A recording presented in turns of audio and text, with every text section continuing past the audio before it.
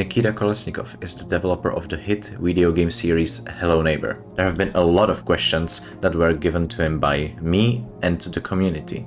There have been some stuff mentioned that we already knew about, but a lot of new stuff we haven't ever heard of and that were behind the scenes or that were meant to be in the game, or even something about the story and the development of it. I won't tell you any spoilers because I recommend you to watch it till the end. Nikita is an awesome and sweet guy. It was a pleasure having him here, and I'm doing this intro because I forgot to record it once we began. If you want to check some specific parts, then you can just click on the timestamps. I put them in the description, but there was also a lot of interesting stuff from his life in general and how he got to develop Hello Neighbor, and it just kind of mixed up into other categories, so I really recommend watching it fully. Anyway, enjoy the interview, and Nikita, thank you again very much for joining. It's nice to see people who are still interested in it. Of course, lots of people are still interested. It's a huge thing, and I'm sorry if I will sometimes wave the camera for it to focus.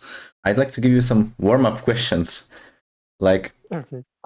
how's your day so far? Yeah, it's okay. It's okay. I am kind of not swamped, but just moderately loaded with the devlog video. Yeah, the development, the devlog. And it's progressing slower than I want, and I every time I think I will spend 8 hours on it, and I spending 10, and I still making less than I expected. But it's just I'm bragging. In general, it's nice. The weather is nice, and I've been outside a lot today. So it's a good day. That's great. So how's your day? My day was awesome. I've been looking forward to this interview a lot, like since I mailed, because I think it's obvious. For me, you're a real big person, like basically an idol, honestly, because I've been trying to develop some Hello Neighbor fan games on the mod kit on Unreal Engine myself, like a long time ago. It's been fun. Of course, there's no source code. Yeah, so my day's been going well. So the development of Hello Neighbor 3 is going great. I'd say great. There's a lot of new stuff for me in the sense that right now I believe I have more freedom than I had before, which is nice. And it's but with freedom also comes different aspects. Like I always remember this game that it was like Need for Speed Carbon, I believe, and they marketed it as a you can do anything with your car. You can change size of wheels, rims, or whatever. And I was like, yeah, when the game comes out, I will do the car of my dream. But then when the game actually came, it was so overwhelming with all the possibilities that I couldn't do anything with it. So it's a little bit like that, because now I can do a lot of stuff. But it's nice. Generally, it's interesting. So you're new. Yes, sorry. No, I think it's just a new way of developing, I guess, in comparison to previous years. So you're once again the lead developer, I believe? Yes. I'm not sure how properly call it. Is it like lead developer or like creative director or game director or whatever? The leader of the project, I guess. Yeah. But yes. Right now it's interesting having the ability to create stuff, and people are also, I mean, like in the team, also excited to do all these things. That's great to hear. The passion, everything. Yeah. Because Hello Neighbor 3 came out of nowhere. First there was RBO, Ravenbrooks Online, and suddenly out of nowhere, like 10 months later after its release and closing time, it just became Hello Neighbor 3 out of nowhere. Yeah. What made you change it? Well, it was actually Hello Neighbor 3 much earlier than it was publicly revealed. Because back then, I don't know what year was it. The time passing so quick. I'm not sure even it was like last year or like year before, but it was before I started to even doing RBO, and within like tiny builds, so we had this some sort of like approach of making this games that are like, I don't know, like 1,000 hours or like that you can invest yourself in. And I thought like, okay, what kind of game it might be, and it was like ideas for multiplayer, and I decided to do the game where you sneak into other people, steal their secrets. And initially it was a little bit different idea because you had to steal how to say it in English. Basically, like the information, like to compromise this person. And more you steal it, more information about you they have. And it's a little different game, but generally it was the same concept. And then it kind of started to shape up more. And we're like, okay, maybe we should do it like as Hell Neighbor 3 with the single player aspect just tied into this one singular thing.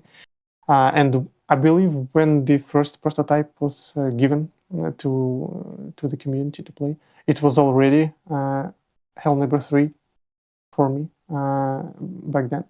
And we decided to keep it as a RBO just to kind of anticipate the reveal.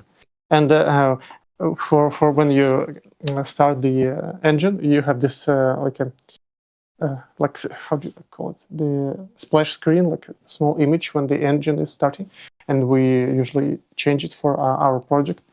And I think if I'll find it, I will send you this, and you will, I don't know, put it somewhere. Yeah, it was like RBO Hell Neighbor 3. There's like a logo which combined all this. Oh. And for some time we developed it like that. But then we're like, okay, let's announce it. When we changed it to single player, we decided to just change whole appearance. Yes, I see. Because also people noticed, I believe it was a month ago, that on Steam, those people who still have like in their library RBO, it suddenly changed to Hello Neighbor 3. I even believe that it was the day before the first devlog. Like some people noticed it, I believe. I'm not sure now. But is it still connected to the same project that it's literally renamed?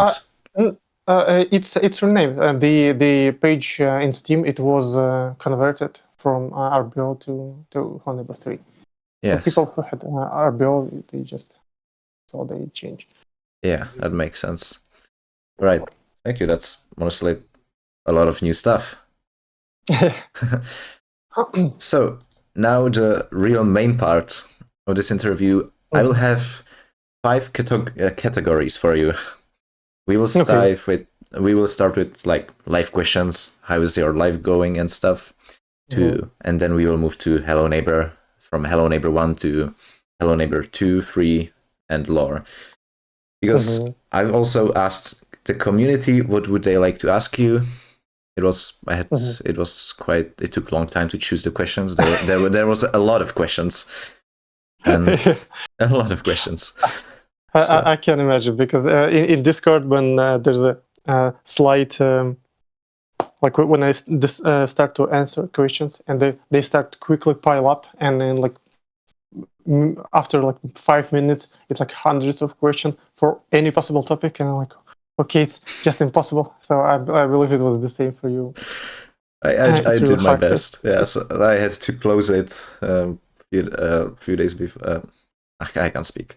Sorry, I had to close it a bit early, just for me to get everything. So yes. So with the live questions, what is the most important parts about game development? You've been developing games for quite some time, so do you have some? Do you have some very important part that you stay to? Like it's your duty to do. It's important. Yeah. I mean, important is like my personal perception of what is the important aspect of development in general.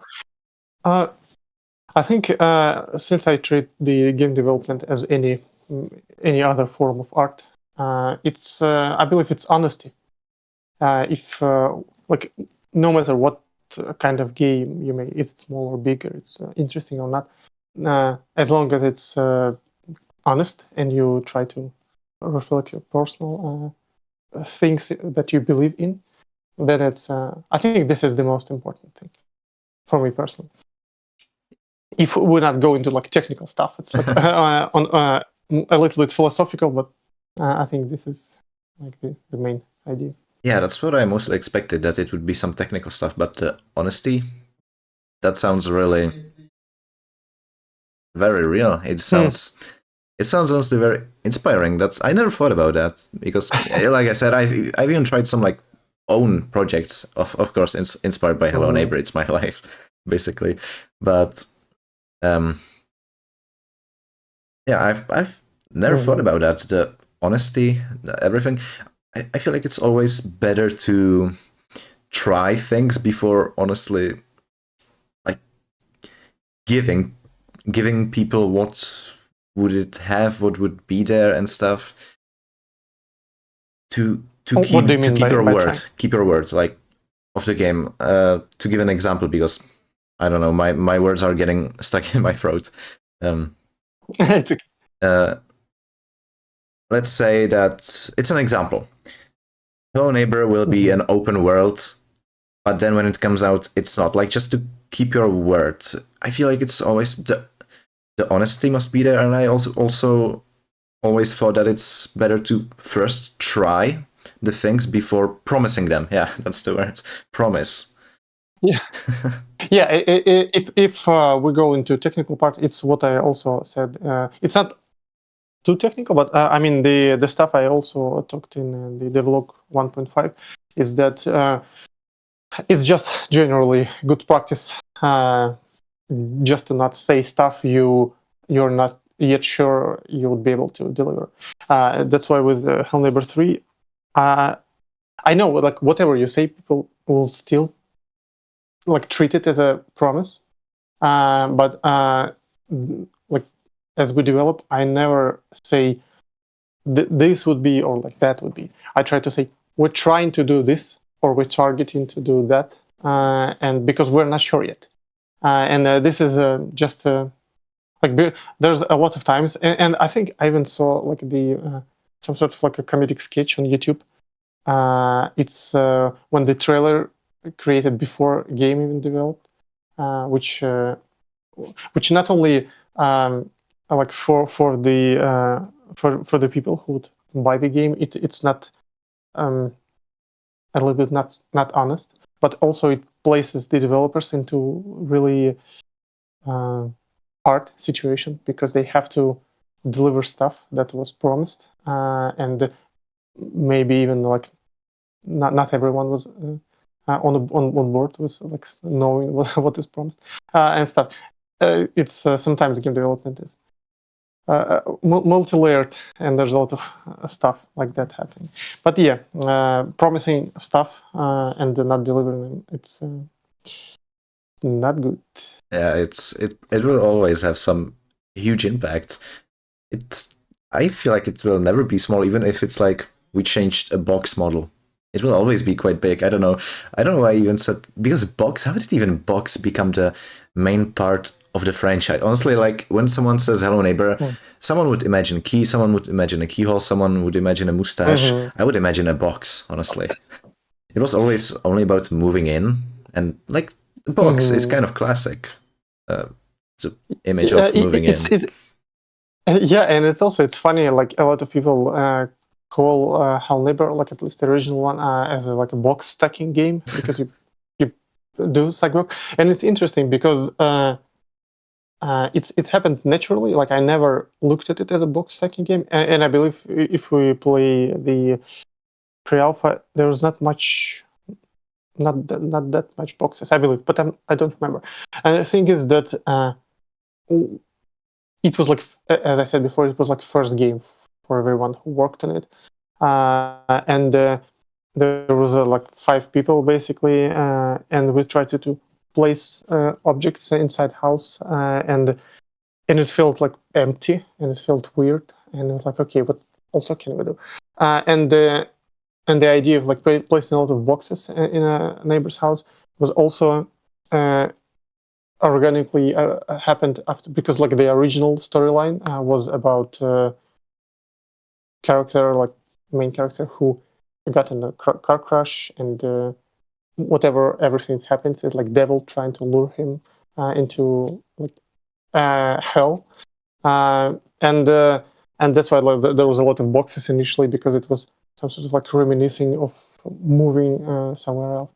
Uh, and then when we placed a lot of boxes, it started to click, because it gives you a lot of freedom. That's what initially I did, like sandbox, but you can, like, if you see it, see the window, like you can climb into it. That's why I liked like the Zelda Breath of the Wild, because it also, like, this is what they achieved there. It what I wanted to achieve was the first Hell Neighbor. When I played it, I was like, damn you, Nintendo, you did, because like if you want, you just go there, and if you want to battle final boss, you just go there, and like from the beginning of the game, and that's what boxes give to Hell Neighbor, ability to just stack them and climb everywhere.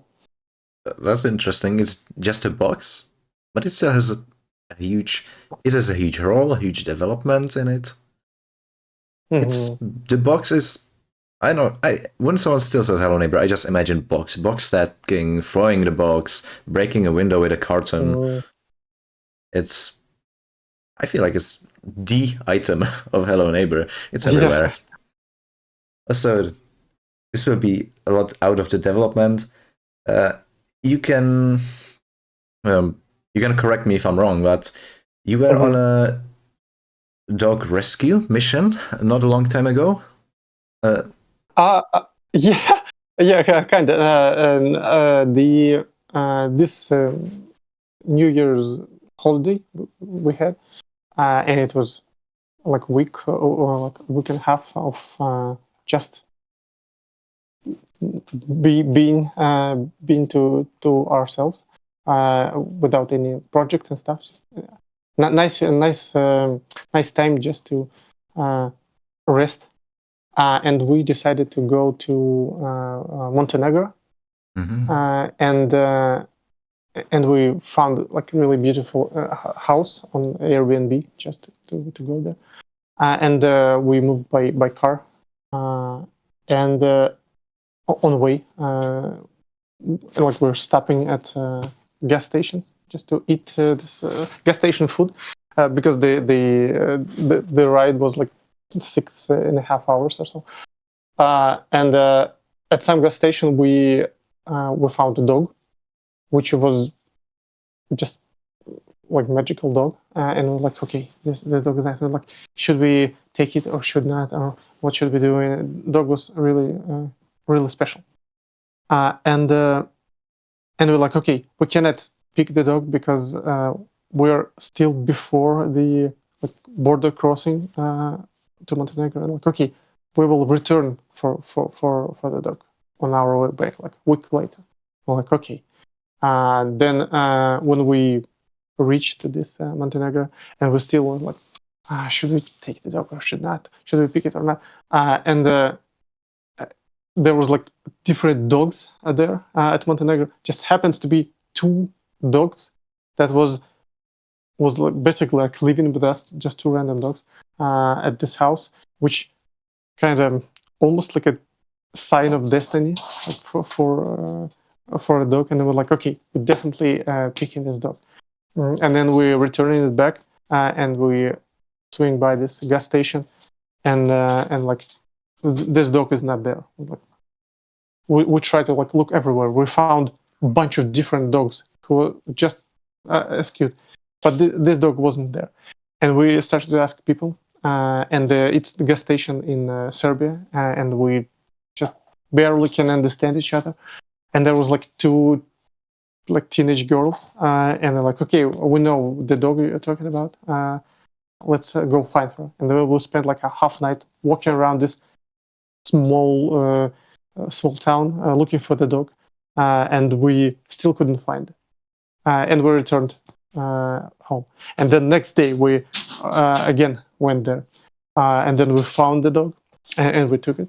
And now we have it, and I can show the dog because she is trying to go to the balcony. Oh, yeah. So it's she. Yeah, it's she. She's really magical, a really pretty dog. That's a really wholesome story. Wow. Yeah, and now we have a dog. And the thing is, we're trying to like move her home because currently I'm not at home, and I am at how to say it, at home at my fiance's sister, at the apartment, and we're still in the process of like figuring out how to do all this the documents and all the stuff just to travel with the dog. Yeah, well, beware of the neighbor. Beware of the neighbor across the street. Wow, that's a real sweet and wholesome story. Wow, doing so much for the dog. Yeah. I'm not surprised. He's really pretty. He already seduced me with his eyes over here to Czech Republic. You're really pretty dog. What's her name? Sherpa. Sherpa. It's like the there's like people. It's like Sherpa people who are they help people to like climb mountains or like help them find a way.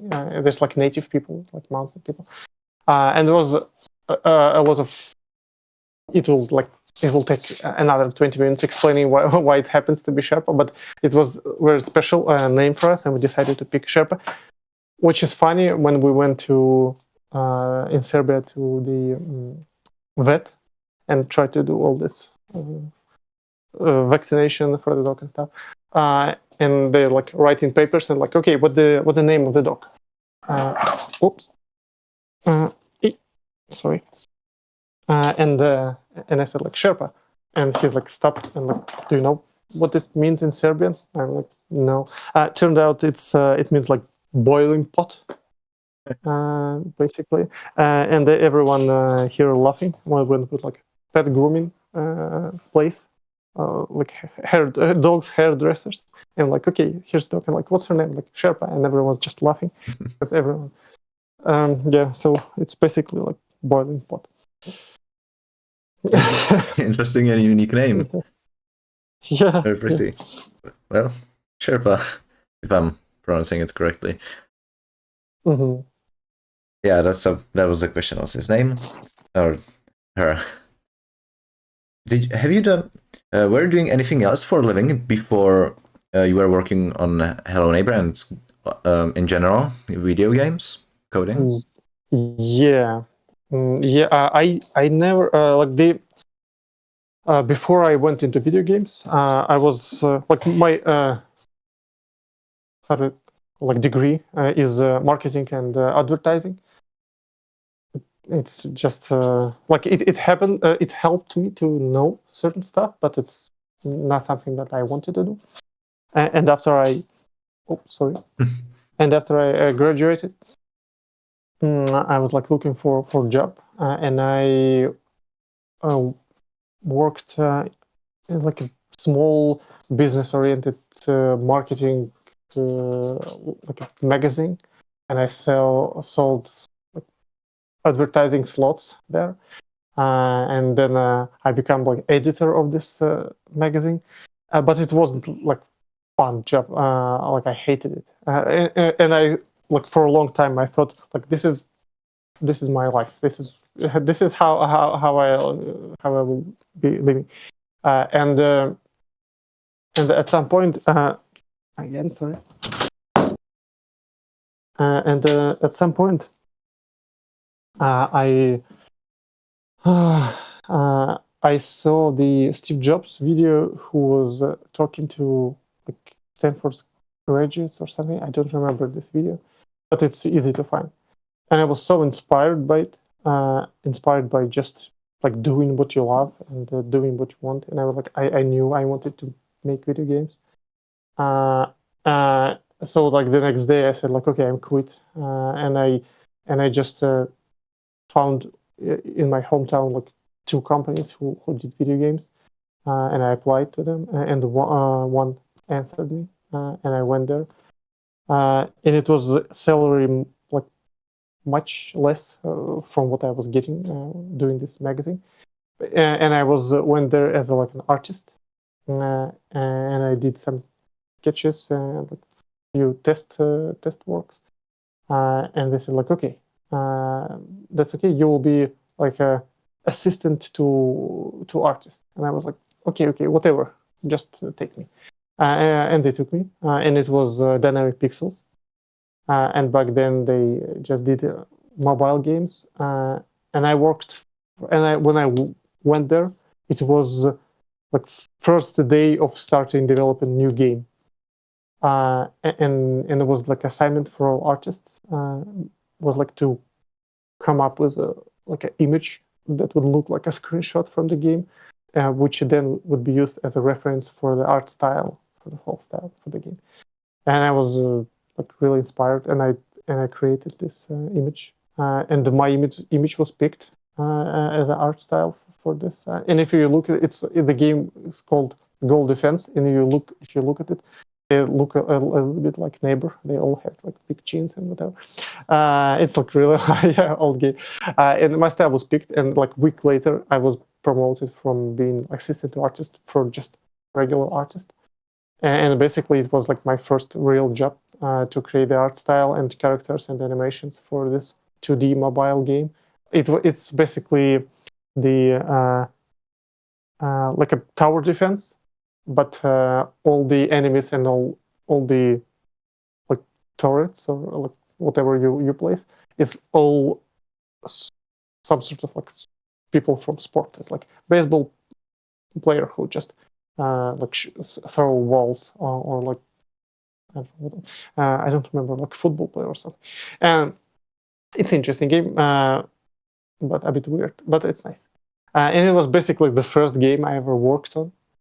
And yeah, and gradually from the artist, I went from 2D to 3D and then to game design. And because after that, it was, I'm not sure if you know this, there was a game called Mayom Nom.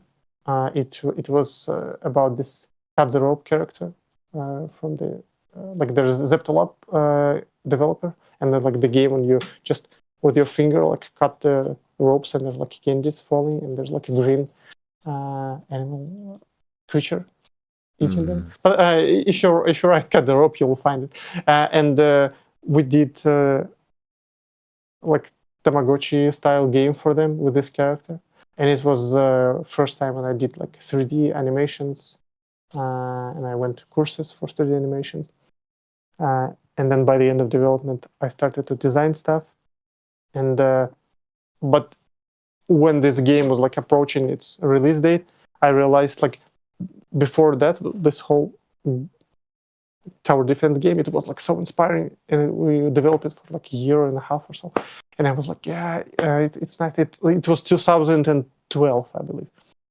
and it was just I was ecstatic, and like I even have like salary for stuff that I like. What is going on? It was just surreal, and but when we started to develop this my non game, and closer to the end, I realized that it's not what I wanted to do. Like, yeah, it's all fun and nice, but then like I wanted to make like big games for like for consoles or PC, and sorry for sorry. I'm also a dog owner. I have the same experience.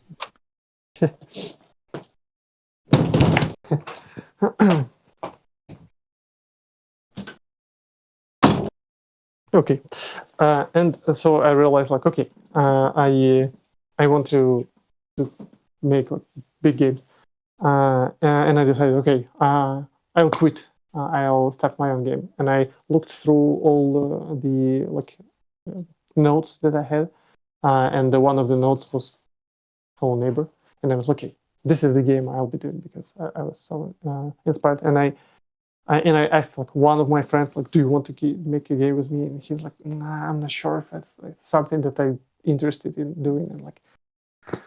And I asked the other friend, he was like, no, my skill, like programming skill, is just not enough to do this game. And I was like, okay. And then I said like, okay, I'll go to like the last time I can do it, like to go to the company I'm working currently. It was the Pixels, and say like, okay, let's do this game. And I proposed the idea, and I did this video, part of which I showed at DevGam, the gameplay. But it's like 10-minute video. And they looked at it, okay, let's do this game. And that's it. And we started to do this Hello Neighbor, and it's all just, it was like 2014 or something. Yeah, it's 10 years or already basically of the Hello Neighbor development. If we count the dev game and everything, that's insane. And even just looking at the notes, some ideas, Hello Neighbor, that is the one, and it exploded. It's huge. It's a very big franchise. How did you even react on its honestly explosion, even during its alphas? Yeah, I think the alphas was the biggest. It was like September or October 2016, and it was like, it was weird to see like people doing songs about the game, and like doing all this live streams that you can watch. And it's, of course, like I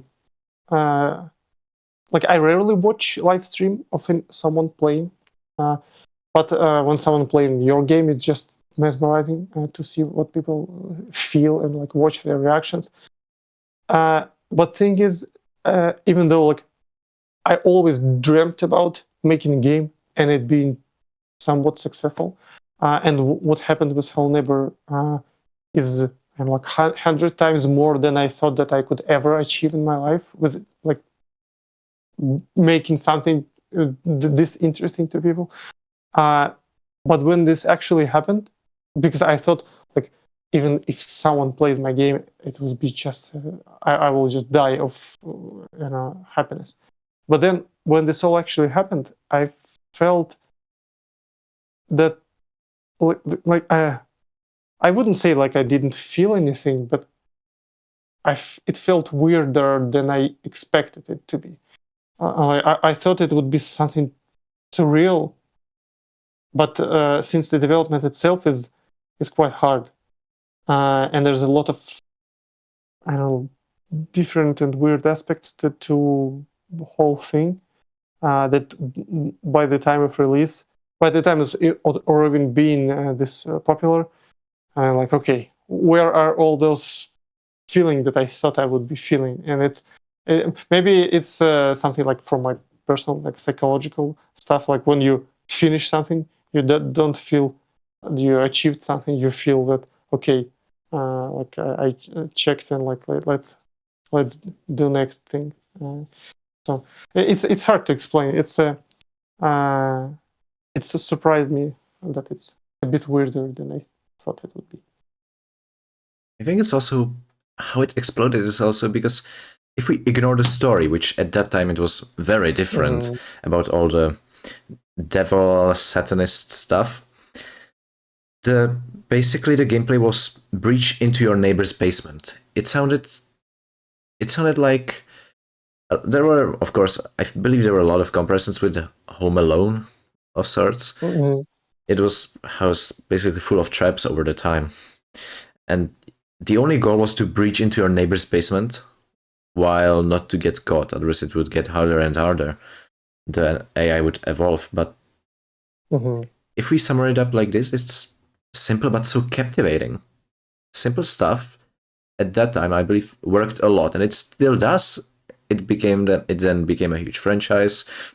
It has a huge lore, and that's probably why you also made Hello Neighbor hide and seek, I believe, because you released Hello Neighbor 1, the full release, and it was basically the only one goal: breach, then escape, breach again, and get out of the nightmare. And there were some story hints, but then you made hide and seek, to explain the story, Mm-hmm. which was probably the reason, I believe. Kinda. Like just to start with what you said before about simplicity, it's really worked in a good way, because usually simple concepts work best. It's easy to understand, and it's like everyone thought about like what's inside their neighbor's home or something. It's just in our curious nature. Funny thing that initially, like even before the devil or whatever, when it was like on paper, initially the idea was that like it somewhat was realized that it was like two stories, like one main story, and there was like a ARG story about the neighbor escaping the game, like AI. But originally the idea was that the basement itself was not the goal. And it's not the goal. It's not what the game tells you is the goal. So you basically can like play the game, and you spend like, I don't know, like 2 hours or something, and you beat it, and like, okay, that's the whole game. And game is like acting that it's like, yeah, that's whole game. That's okay. And you're like, okay, that's weird. That's and what was this door? Like boarded up door white? Why it was never like used in a game? And then you try to replay the game, and the opening this door will require a lot of work and playing with AI and do stuff, and then the game starts. Actually, that's how it was like on paper, for like first idea, and then like 15 or whatever, like 10 hours of the like real game is you trying to open this door. And the thing is, it's not like a linear point and click adventure. It's supposed to be like sandbox, when you have to like figure out how you go there, and you go into this part of the home and just try to find this thing just to open the. It was that was how it was initially, but then it was a little bit niche, and probably I'm not sure. I still think that it's something that I want to do sometimes, like just make a one game which is great on its own, but actually there is like a whole game behind it which is secretly hidden within a smaller game. But I think it's a little bit risky. Maybe that I don't remember why it was, because it why we didn't go with this. Probably because we thought that a lot of people will just play this shorter version, like that's it. But maybe it was a bad call. And about the hide and seek. When the game was popular, there was like as I said in the vlog 1.5, like I was like, okay, I have enough neighbor. I just want to do something else, and I had like different ideas. But there was like, okay, let's do the additional. It was initially planned as like DLC, but then it grew so big, and like, okay, let's do it as a spin-off, or not spin-off, but more like a prequel. And that's why some like folders called DLC, or like some files, because it was initially a DLC, but then it got so big. And the thing is, it's not what I like wanted initially, but then we're like, okay, we have to do this expansion. And I thought like, okay, what kind of expansion it would be? And then I thought, okay, the story itself, it was so on background, and as you said, like the best what we can do with this opportunity, just to tell the full story. So yeah, it was something along those lines. It's interesting that I literally separated each question into categories, but somehow I got into Hello Neighbor 1 when I'm still in the live questions. But that still makes me ask.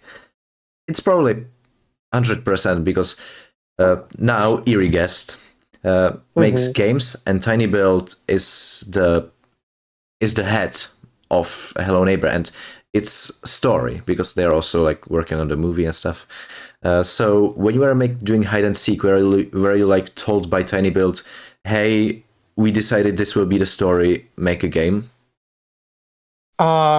Not exactly. To answer your like whole thing, like currently, Irriguest is not like a separate studio. We are Tiny Build. We are just kind of one part of Tiny Build, which name itself as Irriguest, just to kind of to differentiate. But it's basically we are Tiny Build, and it's not that Tiny Build is like at full, like, yeah, Tiny Build owns Whole Neighbor. I'm here just using this opportunity to create art. I do not own anything. And the thing is that even though stuff like film and the cartoon, sometimes like we discuss like about, for example, like film. Alex and I discussed this script a few times, and he like shared some ideas, and then I shared some like my ideas, what I think might work or whatnot. And again, like the last word is not mine, of course, there. But in some instances, like we discuss what it might be. And for example, like with Whole Neighbor 3, I have complete freedom of like whatever story I can come up with, which is nice. That's what I'm currently doing. And with hide and seek, it was the same. And the story that I kind of trying to tell, it was I just explained how I see it, and Alex like, yeah, okay, let's do this. But the original story for Hell Neighbor, original game, was actually different for like for the most of development. And initially it was the story about like parenting and stuff. And if you could see, like a lot of stuff that I do is about like personal, psychological, whatever stuff. And the Hello Neighbor was about the parenting. And initially, like neighbor was your parent, and you was traumatized by the neighbor, but like by your by your parent, and that's why in the some of the alphas you go in the car and you go like into the house of the neighbor.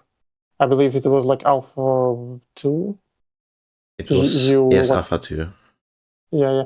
So you move into the neighbor's house, and then when you go to sleep, there's like neighbor appears, and you're outside.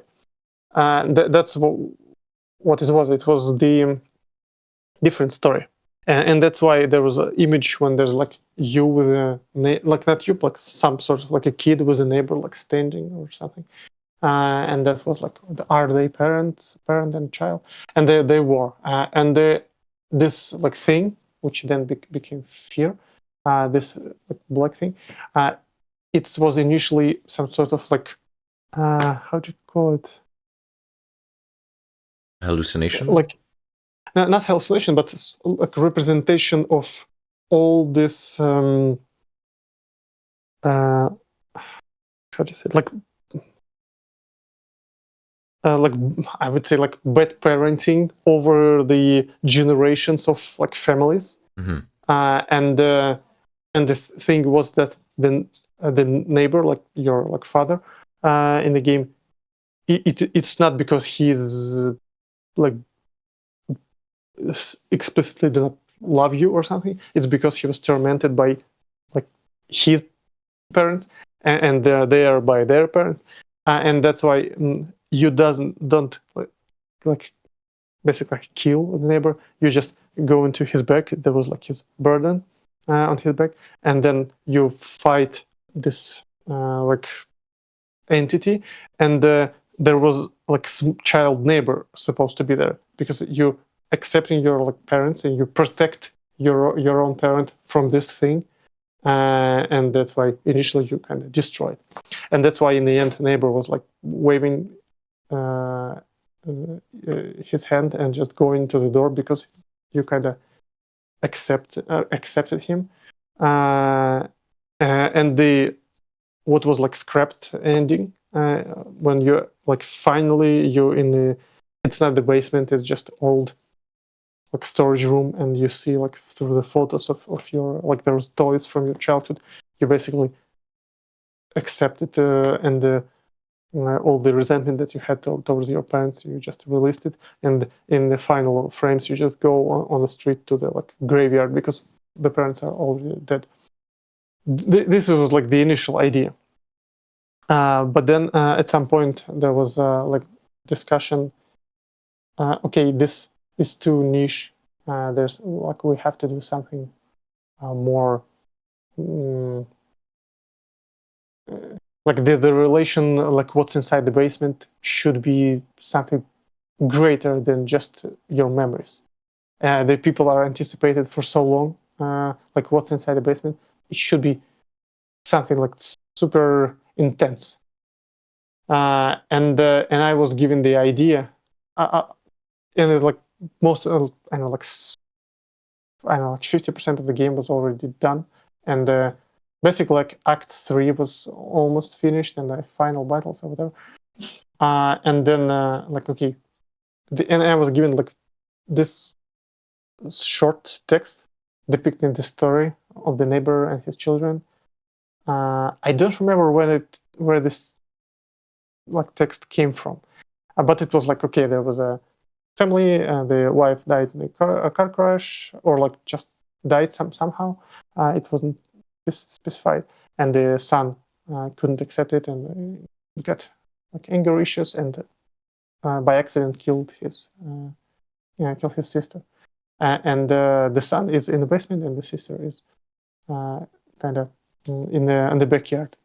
And that was like short, and like okay, and now I have to repurpose all what was already done just to fit this story, and that's why I changed. It was like not about parenting; it's about just general like trauma that you can have and how it affects your life.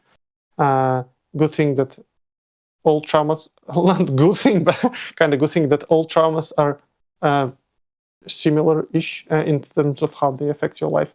That's why all these fear rooms are stayed the same, and some aspects was a little bit changed, but generally I was able to repurpose story, and this entity became just representation of fear in general, and that's, and this is the case. Let's not hide and seek the story. I didn't have control, but the original Hell Neighbor, this story was a little bit out of my control. Oh, the original story with the memories and the parents of the parents, I also cannot remember the exact word, but that was quite a lot different. It's still a very, very interesting story, but honestly, I'm happy with what we have. Honestly, Yeah. it's still very cool. I understand that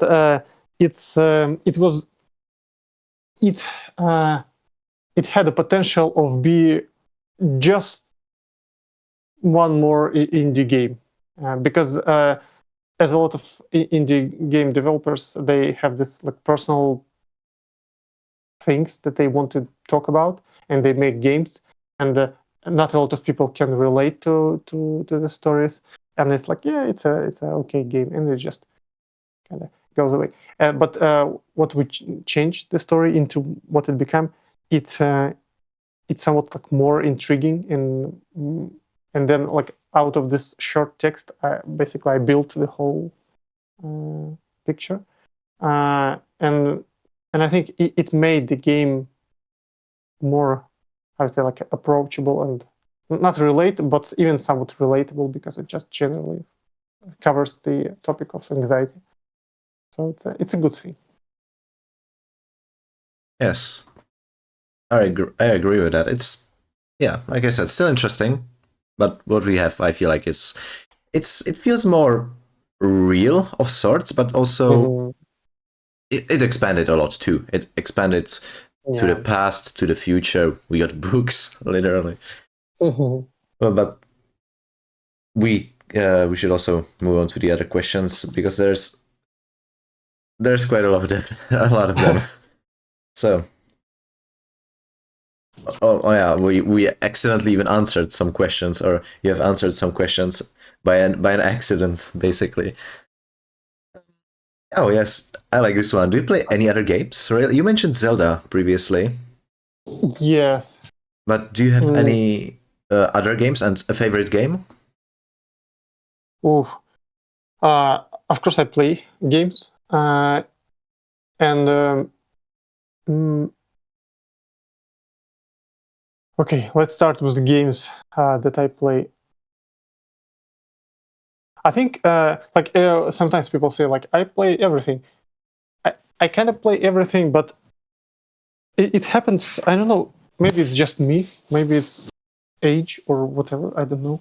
That sometimes it's like really hard for me to like finish the game. And if I finish the game, like if the game longer than I don't know, like 5 hours, if like I have a lot of games that I spent like 10 or like 15 hours or something, and then I just for some reason didn't finish it. Like Death Stranding, I started it 2 times and I just didn't finish it. Or like Red Dead Redemption 2 or something. Uh, yeah, but those are like big games. But usually, if they like for some reason, if I keep like playing for like few days, that's it. The game is dead. I don't know. That's why I usually pick like shorter games. But like the last game I played was Animal Well. I don't know if you heard this one. It's like I believe 2D, I heard about it. yeah, like Metroidvania style platformer.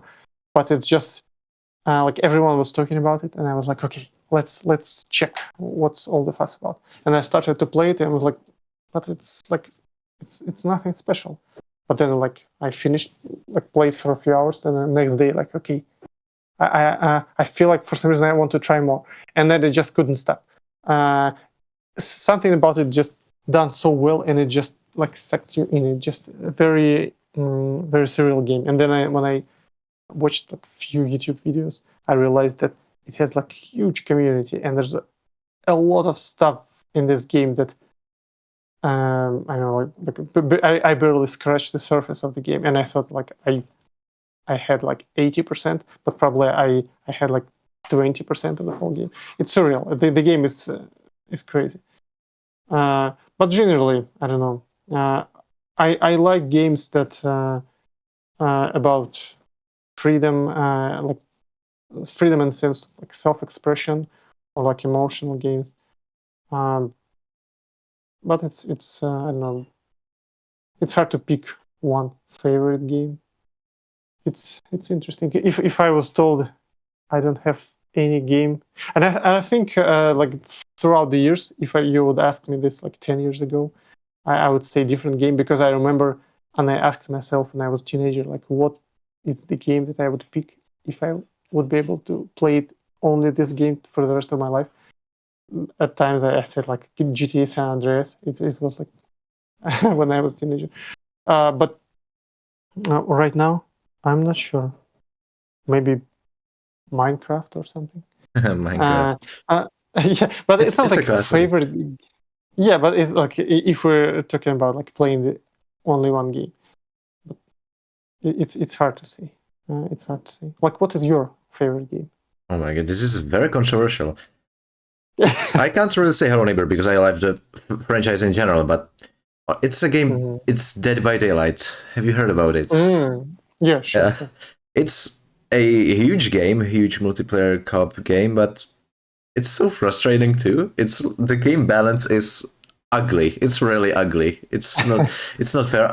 I'm not really a rage gamer, but it just upsets me. It can not really the toxicity of the players, and the community is horrible. Changed my mind, but the game design, all the killers and the stuff that survivors can abuse. Sometimes you have the easiest games of your life. Sometimes you are going through hell. It's honestly really, it's difficult, and I just can't stop playing it.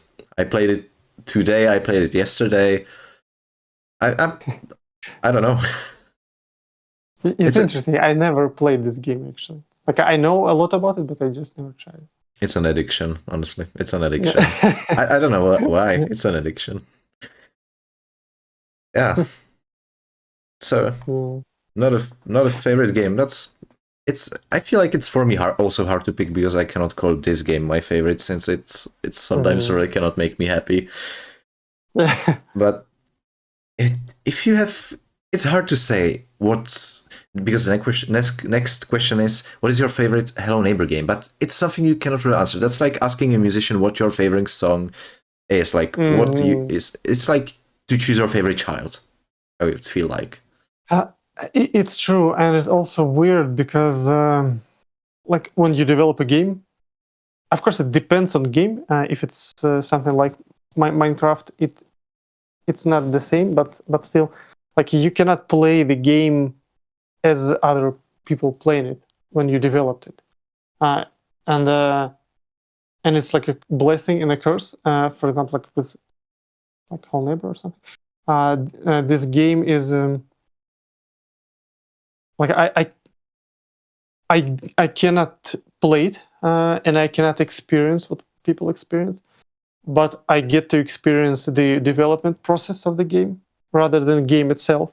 And this is what I can experience, and players cannot. And this is like we have this weights, and like I have this, but I cannot play the game, but they can play the game, and they don't have this. And when I look at the games, I basically look at development experience, and not in a sense it's like a good experience or bad experience, but generally it filled with like emotions and different moments in life because it takes like few years. And when I thinking about like picking the best game, it's more about this experience rather than game itself, because I cannot look at them as the players look at them. And in this case, if we talk about feelings or something, I think maybe hide and seek would be some sort of like not the favorite game, but this experience developing that I had. It was, I would say, how to say it, like I had a lot of freedom, and it was also quite hard, but in a different way. And there was a lot of like personal stuff in this game, and it was the first time I created the music in a way that like I had a lot of time to just to like because the game didn't have soundtrack, and closer to the end of the game I said like I locked myself in the room and like spent 2 weeks or something just creating soundtrack for hide and seek, and all that. Like I have these sweet memories about this times. Maybe that's why. Yeah. I honestly, yeah, I expected something like that. It's because it's from a view of the developer, and it's also like I said, like choosing your favorite child. Hide and seek. I didn't expect that one, but also it must have been a very quick development because it's not really a copy of Hello Neighbor 1, but it's a lot of the same assets and everything. Really, it must have been quick, and it's also very different. I feel the game is quite different from the first game. It's not that much about the puzzles. It's really the story. It's like playing a book. I feel like I don't know. Yeah. It's interesting that you said that because I look at it as a like an interactive cartoon rather than whole neighbor game. Because at the time, I didn't have much experience making games because those two mobile games I didn't count because I was basically an artist. But with whole neighbor, like I thought I know how to make games, but turned out I did not.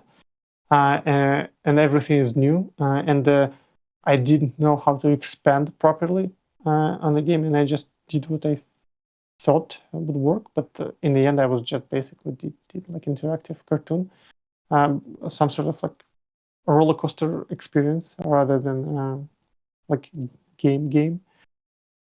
So yeah, it's just it's happened out of me not knowing how to properly make games because gameplay wise it's not super interesting. Basically, you're just solving small puzzles on how to get certain items, but there's not a lot of against AI gameplay.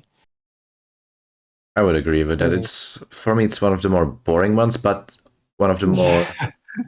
It feels really rewarding finishing the levels. I don't know why, because it's one of those endings that still makes me emotional. I'm really into the story, so probably if there will be some casual gamer playing it, they would be like, "Yes, I finished this game. That's interesting." So our protagonist died, and their brother kills them, but for me, who's an enthusiast, I get emotional basically in every single Hello Neighbor ending.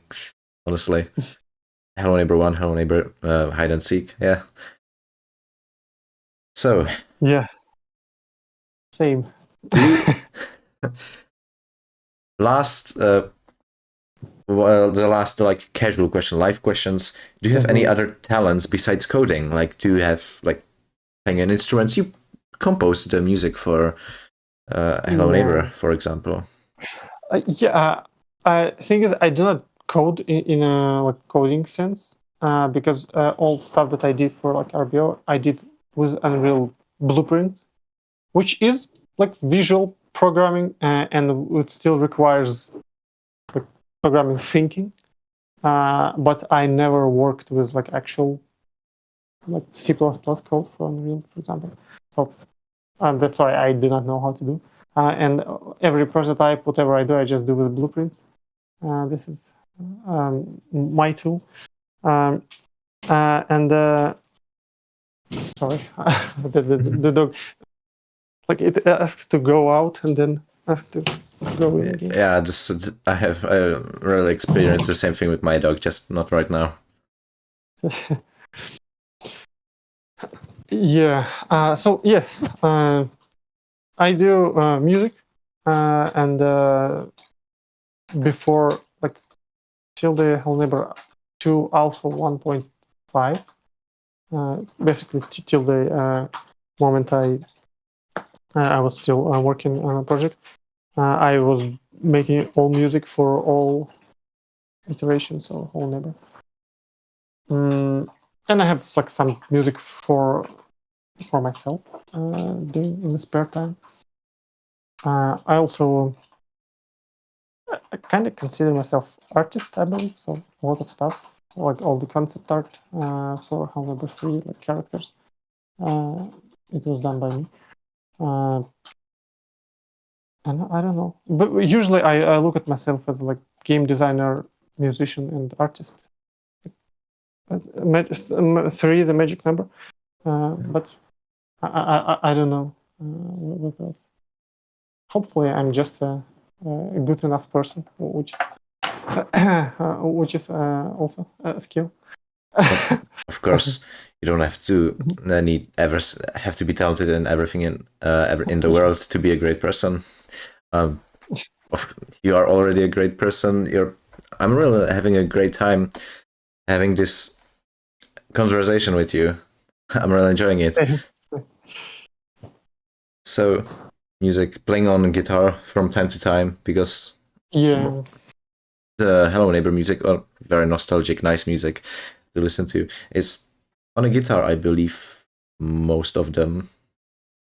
Mm-hmm. Did you also compose the chase musics from the very early alphas of Hello Neighbor? No. This the most like famous Hello Neighbor chasing theme. There's like orchestra, like a wooden orchestra or something. Yes. Yeah, this one wasn't done by me because for the pre-alpha and I don't remember. Pre-alpha Yeah, and alpha till 1. yeah. There was not much music. There was basically this chasing theme, and in the end of Alpha 1, there was like chords, striking chords or something in the end. Those are that was not mine. I bought them at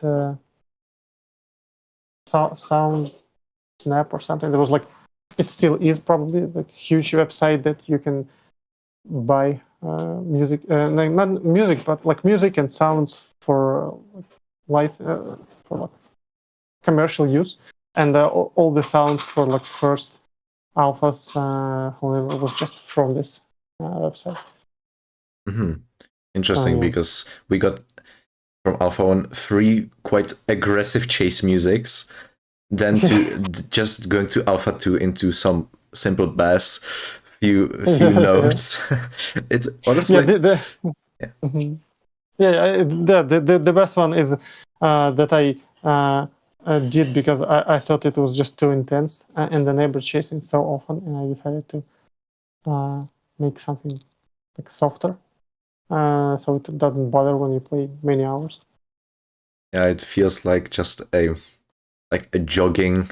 There's a person behind you with a mustache chasing after you, and you hear this bass, I believe.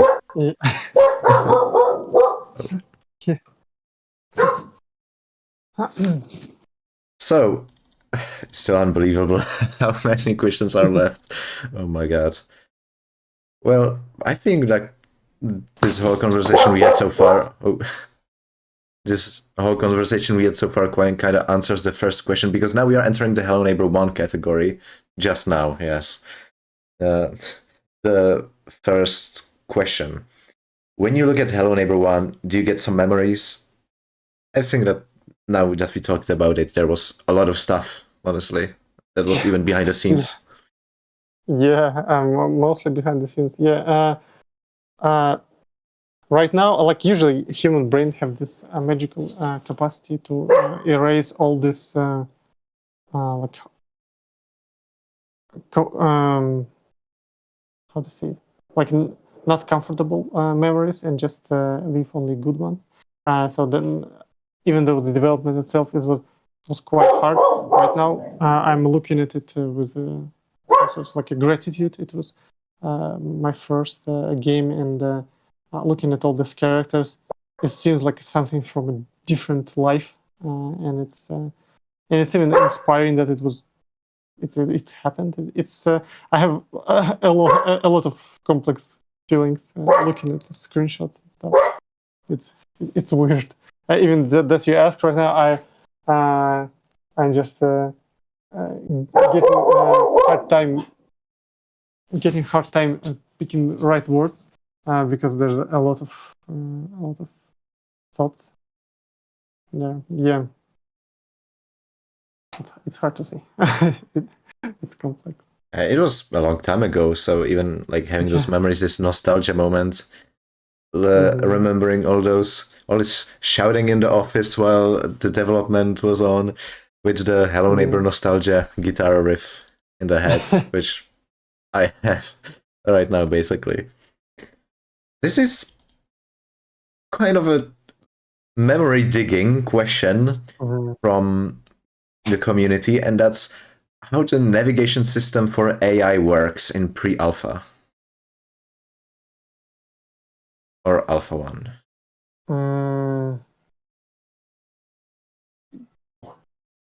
I'm not sure what the question is about, because like first, when we just started to make the game, and it was, I believe, Unreal Engine 4.7 or something, or like 4.5.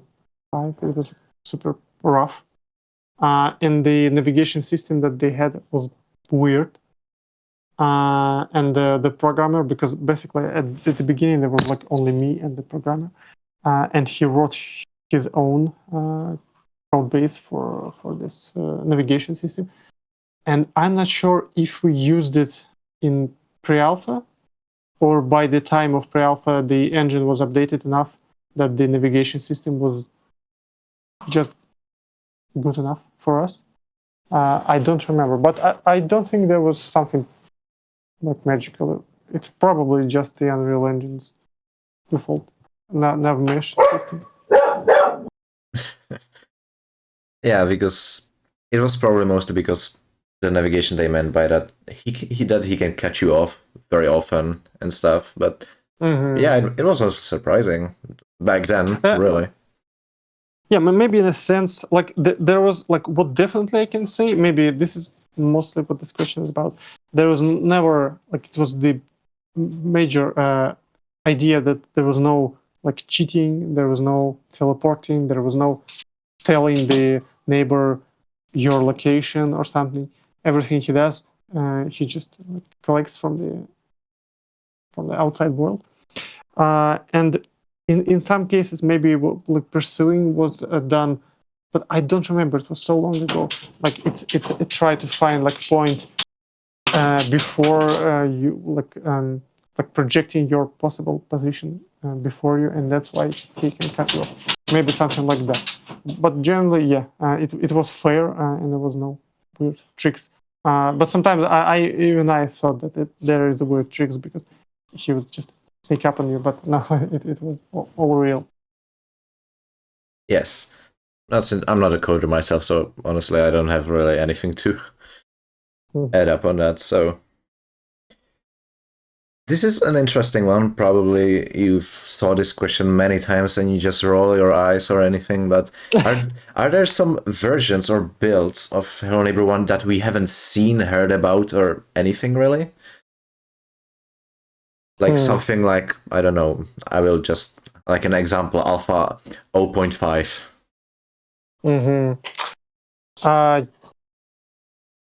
Yes, probably yes. I'm trying to remember, but even if there are, it was nothing like really like significant. Before there was the pre-alpha, there was a lot of testing we did, and there was a lot of like simple stuff, which was can be considered as builds. And also the one that trailer was made with initial trailer. It was even though it was like in some instances it like scripted, but it was still scripted based on the system that we built. But yeah, I think community can just relax. There is nothing like really cool, awesome build that everyone misses out. It's now anything just remotely interesting is available to the people. Yes.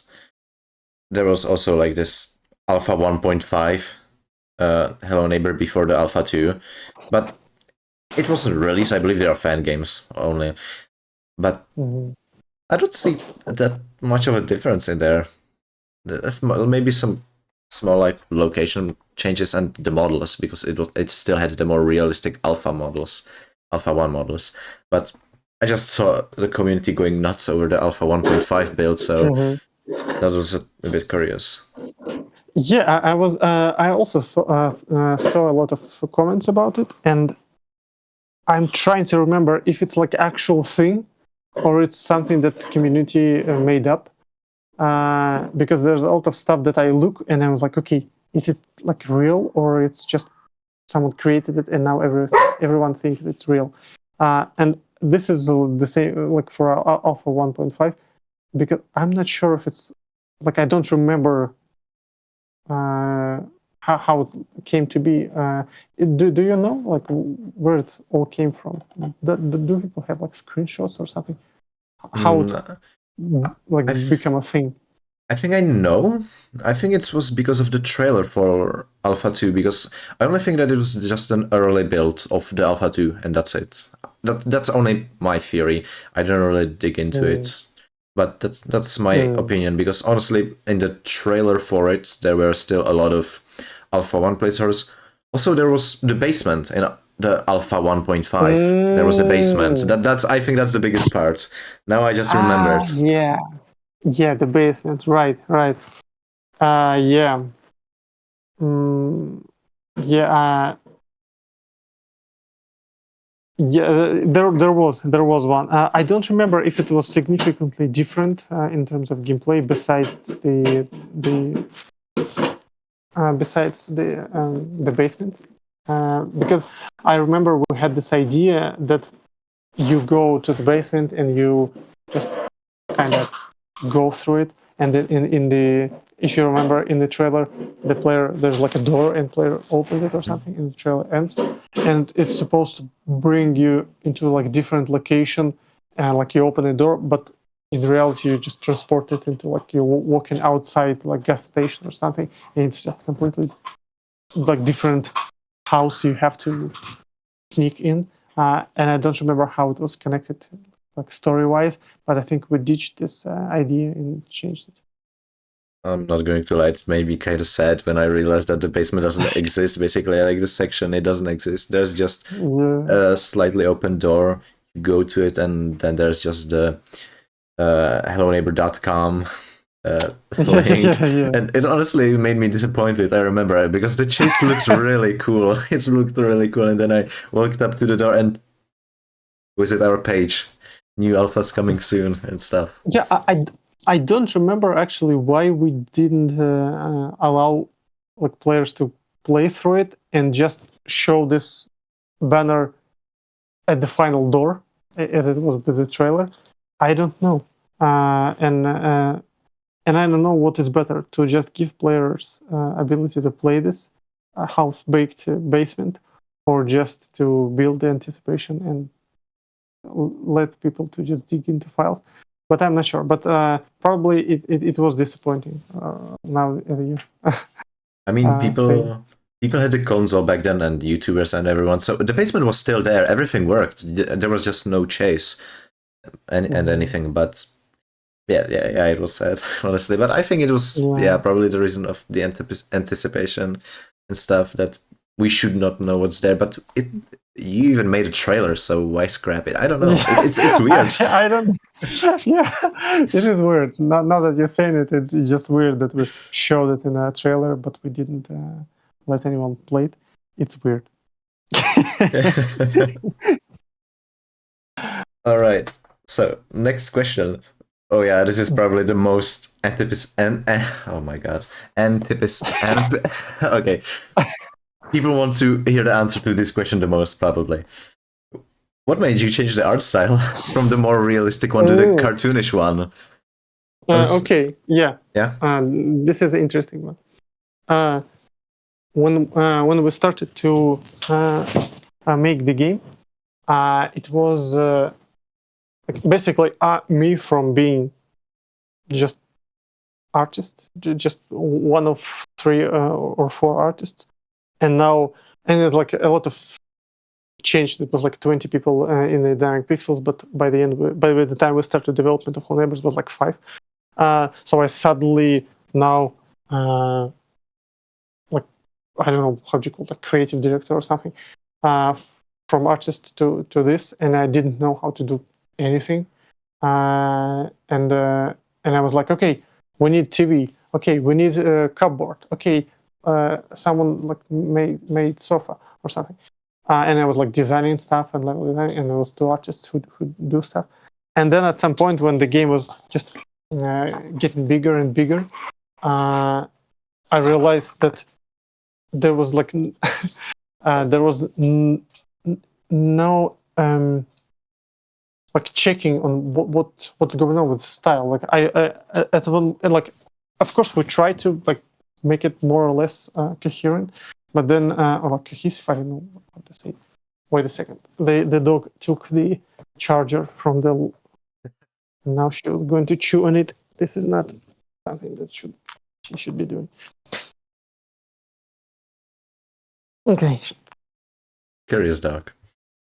And at some point I looked at the game and I realized it has no, like, at least in my head, it has no like personality. Everything everything that was modeled, it was basically modeled from like first reference in the Google search or something, and it was like, I don't know, I would say a little bit, how do you say it? Like it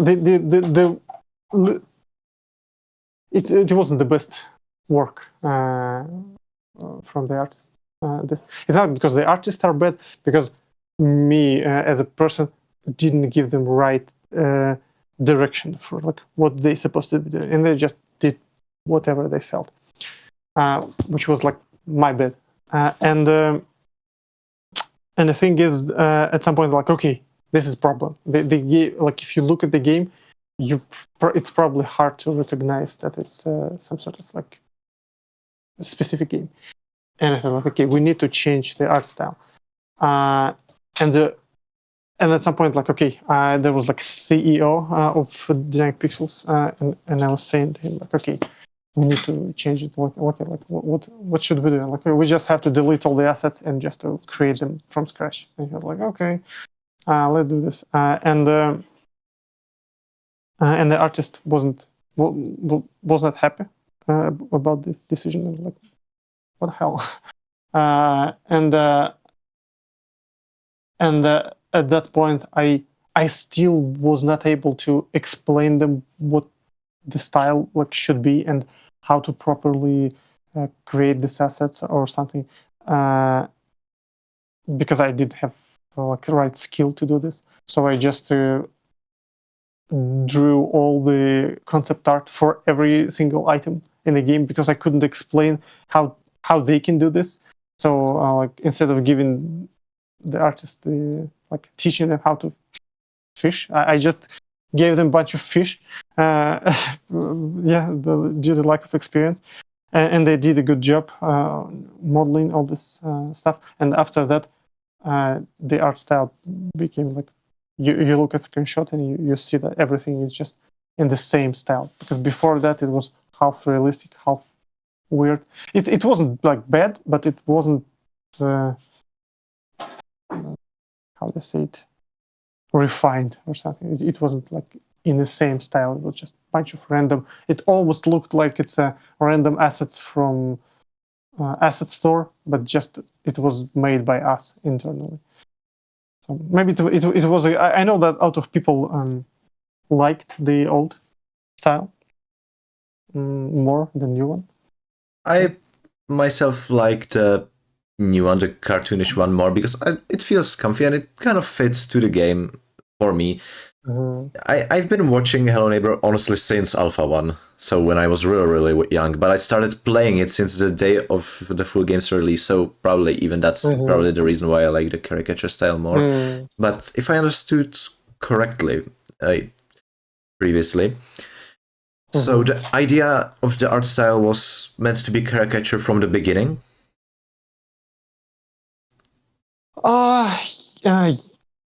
Well, the idea was that the game supposed to be like really cheerful and happy on the surface, and would have some sort of like heavier subtext to it.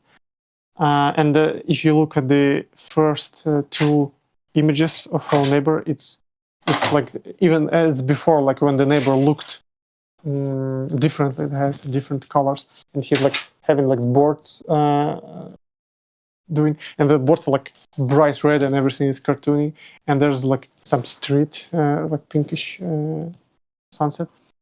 It's pretty cartoony looking, and it was like the initial idea, but then yeah, I kind of lost it when we started it, and then returned to how it basically meant to be. Yeah, it does look cartoonish, but I feel like it kind of misses the point that on the surface it's meant to be happy, rainbows and unicorns, but the reality and the gameplay is like scary, horror stealth and stuff, because when it started progressing, it felt just nice. Even like the chases, everything. At night it can be creepy. Even the ambience and everything. I love when you get close to the neighbor, you hear all the weird ambience, the screen gets darker. But my idea to this day was that Hello Neighbor got really popular on those YouTube channels that were more kids oriented, which surprises me even to this day, because I feel like the story is not real for kids, because all this stuff like cold and the story itself is quite hard to understand for kids, but it's still got popular there. So I thought that you tried to make it more kids friendly. That was my idea or thought. Yeah, it was also a surprise to me that the game became like popular with kids, and but I like my theory behind it that like I thought that people who would play the game would be my age-ish, at least the idea of the game that I had in in my head. But turned out that like younger generation like the game more. My theory behind it is that like within us, within our brain, we have this how do you say it? Like personalities, I would say, some sort of like molds of us in different like stages of our life, and I think like the person who wanted to make this game the most is like me being like 10-year-old or something, when I like played the games and I was dreaming of making them, and all this like ideas of freedom and self-expression or something within the game, and also like the concepts of fear and growing up. And I think I didn't realize it, but basically this 10-year-old me made this game, and that's why it resonated with younger people, because it's basically like we spoke on some sort of like the same language there. That's my theory. I don't know if it's the same. It's an interesting theory, yes, but still, it quite surprises me. I think the gameplay really attracted the kids, probably. But what surprised me even more that even back then, during Alpha 1, which I consider, or pre-Alpha 1, would be like the more scarier ones, it still attracted a lot of kids. I don't know if it was because the lore didn't exist and the YouTubers made it up. Not sure. But yeah, I think it's surprising. I mean, the community grew up. It grows up. And then the stuff that worked before won't work later. But I don't know. I don't know what I'm coming up to now, but but the thing is that it attracted kids, and it still surprises me. And I thought that's why you changed the art style, because it looks more family friendly. But that was the idea since the beginning. Yeah, it's interesting that it. Yeah. Yeah. Well. Next question. Oh my god, this is. Oh wait, yeah, you already answered that. Oh, I like this one a lot. How the collaboration with Bendy the Ink Machine and Hello Neighbor take place in both games? Like, how did it come up? Because there was beta 3, I believe, and then the Halloween update for the Bendy and the Ink Machine and Hello Neighbor. Yeah, to be honest, my answer wouldn't be as interesting as a question that you have, because it wasn't something that I actually was a part of. Basically, it happened somewhere like there, and I believe I was only basically given like, okay, we have this collaboration with Bendy and Ink Machine, we have to do this version of the game. I think it was like this yellowish tint that they have in the game, and this mask for the neighbor, and we did it and gave like the build, and that's it. So for me, it was like, I don't remember if I was being like part of coming up with it. Yeah, I'm afraid there might be some questions that you might not be able to answer, so I try to pick the best. Yeah. I mean, it's still interesting. I might ask Alex of Tiny Builds if to make an interview. Who knows? Because yes, this. I feel like this question can be answered quite easily from my perspective, but like I said, I'm not a coder developer. But how did the AI change from Alpha 1 to the full game? Because was it remade? Because it feels a lot different. Yet for me, it feels kind of same, but also different, because it feels quite fast-paced too. So did you like remake it? Did you change it a lot? Yes, and if you remember, wait a second, I have.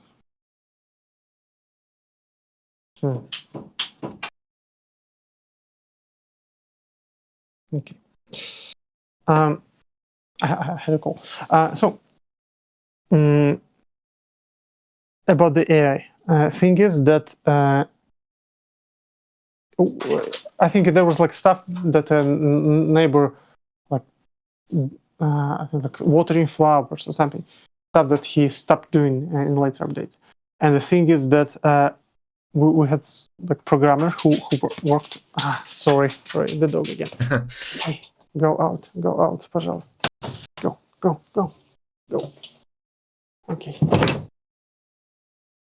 Okay. Wait a second. Okay. So, and one single programmer did all the AI for whole neighbor. And at some point, I do not know what happened exactly, but the CEO of Dynamic Pixels back then, he was in charge of the hiring people, and I don't know if they had some sort of I don't know. I forgot the word. Wait a second. Disagreement. I don't know the whole story, but he was like, okay, we have to let go of this programmer. I was like, okay, and there was a other programmer that was working with like on different stuff, and he was like now replacing this guy. And this guy explained to this programmer how AI, like how code-based work for AI architecture, but then it's either was pretty rough and hard to work with, or there's a lot of like something that new programmer had to remake from scratch, basically. And that's why at some point the AI was all like different because it was practically rewritten from scratch. It was like only some parts of it, and since it was written from scratch, he wasn't able to like finish whole thing as it like supposed. Even though we had a lot of time, but still there was like still the only programmer working on the whole game. That's why I didn't have time to finish this. Well, poor guy. Honestly. Yeah. It was, yeah, the AI felt very different. It felt easier to outplay, to play around. I know this stuff only from the mod kit, which is kind of cringe, but there was this. The neighbor has this suspicion system, which builds up like each time you escape, each time he catches you. But he doesn't really like go to the places where the player was last time and this stuff. He just learns more to catch you off, but it doesn't really work because when he just loses the line of sight, he just loses you completely. Yeah, it's there's again a lot of stuff that due to lack of skill from my perspective, like from my side and from the others and team, that we, but generally from my side as a designer, I wasn't sure how to properly like make games, and I had a lot of ideas which weren't like realized properly, and this suspicion thing, it was like what the idea for it, and it was actually like under the hood, it's really complex, like what affects this. It's supposed to be like there's a lot of stuff like object you moved or like doors you opened or like changed state of the objects, like switch like turn lights off or on and stuff. All the stuff they affect this suspicion level, and they affect it more like fresher the memory about this object is, and when the threshold is what I forgot the word. Like what do you do with threshold? It's not overcome, but I don't know myself. Sorry. Yeah, basically when there's like exceeds, yeah, you exceed the threshold, and then he start to like do stuff, and there was like again a complex system on he like go into the room, and then he checks what he has, like if the door is open, this is his next target, he goes, and there's like complex behavior, but it wasn't properly integrated in gameplay, and there's a lot of stuff going on under the hood. But what players see is the neighbor who's running for running like behind you, and then you hide somewhere, he loses you, and like walking around, and then like, forgets about you. But a lot of stuff going on under the hood, which is sad. It's gonna be complex, but the execution can be. I mean, of course, the developing of an AI that learns from you and all this stuff. It must be difficult. I mean, I won't judge or anything. I'm not even a person to judge it, but it would be the worst thing to judge something I can't even do or understand myself. But I mean, I always found the AI, even coding in general, to be complex, but it just felt different. Yeah, from Alpha 1 to the full game. It was. I don't think it was worse. I don't think it was better. It was just different. It was just different.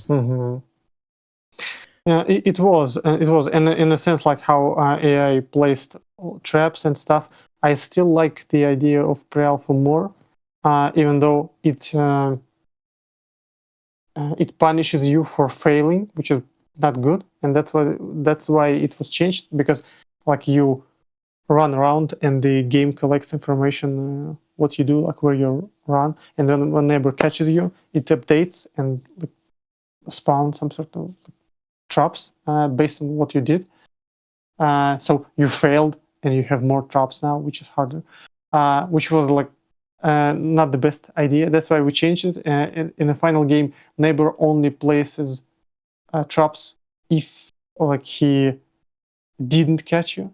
So if you're playing good, he places traps, and I think he was placing them in real time rather than spawning after he caught. I don't remember this, but it wasn't as engaging in my opinion, because like the pre-alpha is just so intense, and the final game is just less intense. It's mostly platforming. On the Alpha 1 and pre-alpha, it just encourages players to reset when there are too many traps. Honestly, I feel like in pre-alpha and Alpha 1 they aren't annoying, they are just difficult, and in the full game they are annoying. There's like this one wall with 10 cameras on them looking at that one particular spot, and then go turn off the breaker or turn off the cameras, then you get caught, do it all again.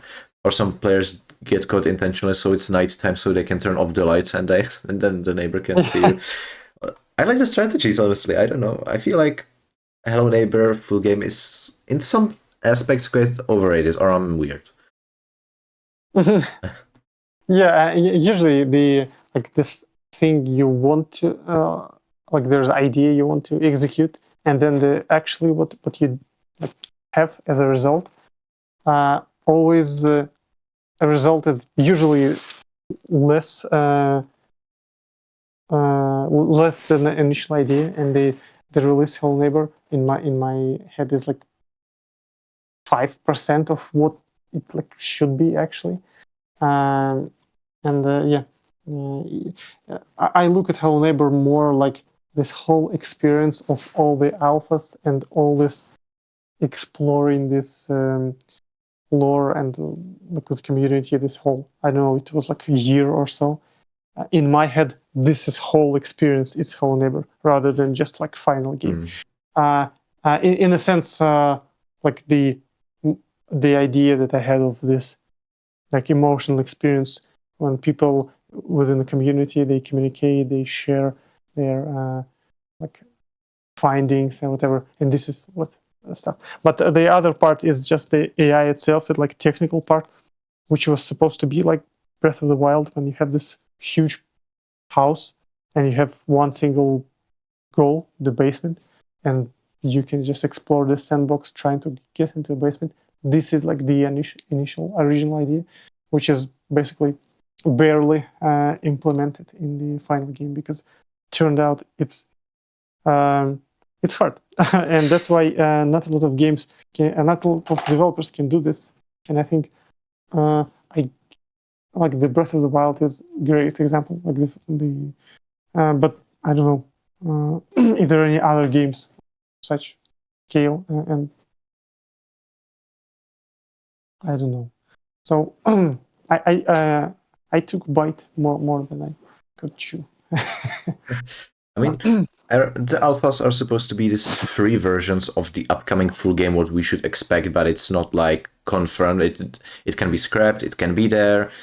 It's just like a showcase of the final. It's just a test of the final project of some sorts. That's how I view the alphas. But when the full game came out, it was so not cute, but it was so cool to see that Act 1 was Alpha 2, Act 2 was Alpha 1, Act 3 was Alpha 3, and then, yeah, the final. But the alphas were in the full game, basically. The acts themselves were literally the alphas, the houses, not the puzzles, but I think the act 2 is basically Alpha 1 because it's bigger house, not the biggest, but it's bigger. And it has the shark too, which I think that's the main reason why it reminds me of the Alpha 1. The shark is cute. I like the shark. It's annoying, but cool. Yeah, shark is the greatest invention. Now it's hard to top it off with something. Yes, and in Hello Neighbor 3 we got the Lawnatron. Oh yeah. This is the new shark. Have you thought about the shark when you like decided to make this idea of a bear trap on a lawn mover? Did you like get a memory of the Sharkatron? I actually don't remember, but probably because it's just so obvious. They're so alike, but I don't remember me thinking specifically like, yeah, let's do another like shark or something. I didn't think like that, but it probably was on my mind. It's just too similar. Sharkatron needs to make an appearance in Hello Neighbor 3 in like some scrap in some junkyard. It would be so cool. All right, this question is quite, I don't even know, because what was your approach to designing Hello Neighbor Act 3 or Alpha 3? Because Alpha 3 is like so frustrating, and then Act 3 is so great. I think the about frustration of Alpha 3 is generally because it's dark and it's so hard to find flashlight, which makes this game almost unplayable. And it was my mistake because I thought in the previous build, people found like test room. It was like huge rectangular building, and was like random stuff in there. And due to its nature, it was just pitch black. I don't remember why, but it was just pitch black, and people like exploring this pitch black basically mansion with random stuff in it. There was like neighbor and other stuff, and there was a lot of videos about it, and it was engaging for some reason to people. Just like this idea of something like secret that they're trying to explore, something they should not see. And I thought, okay, maybe I can make whole Act 3 like that. And I decided, okay, let's do the permanent night. It's always night, and people would explore it. But I didn't realize that the people who explored this secret map was just a small group of people who was looking for the weird stuff. But general community was like, what the hell? It's just too hard to play, and you can barely find any flashlight. And I think this is like the biggest part in my opinion about frustration. But what's your opinion? Like, why do you think it?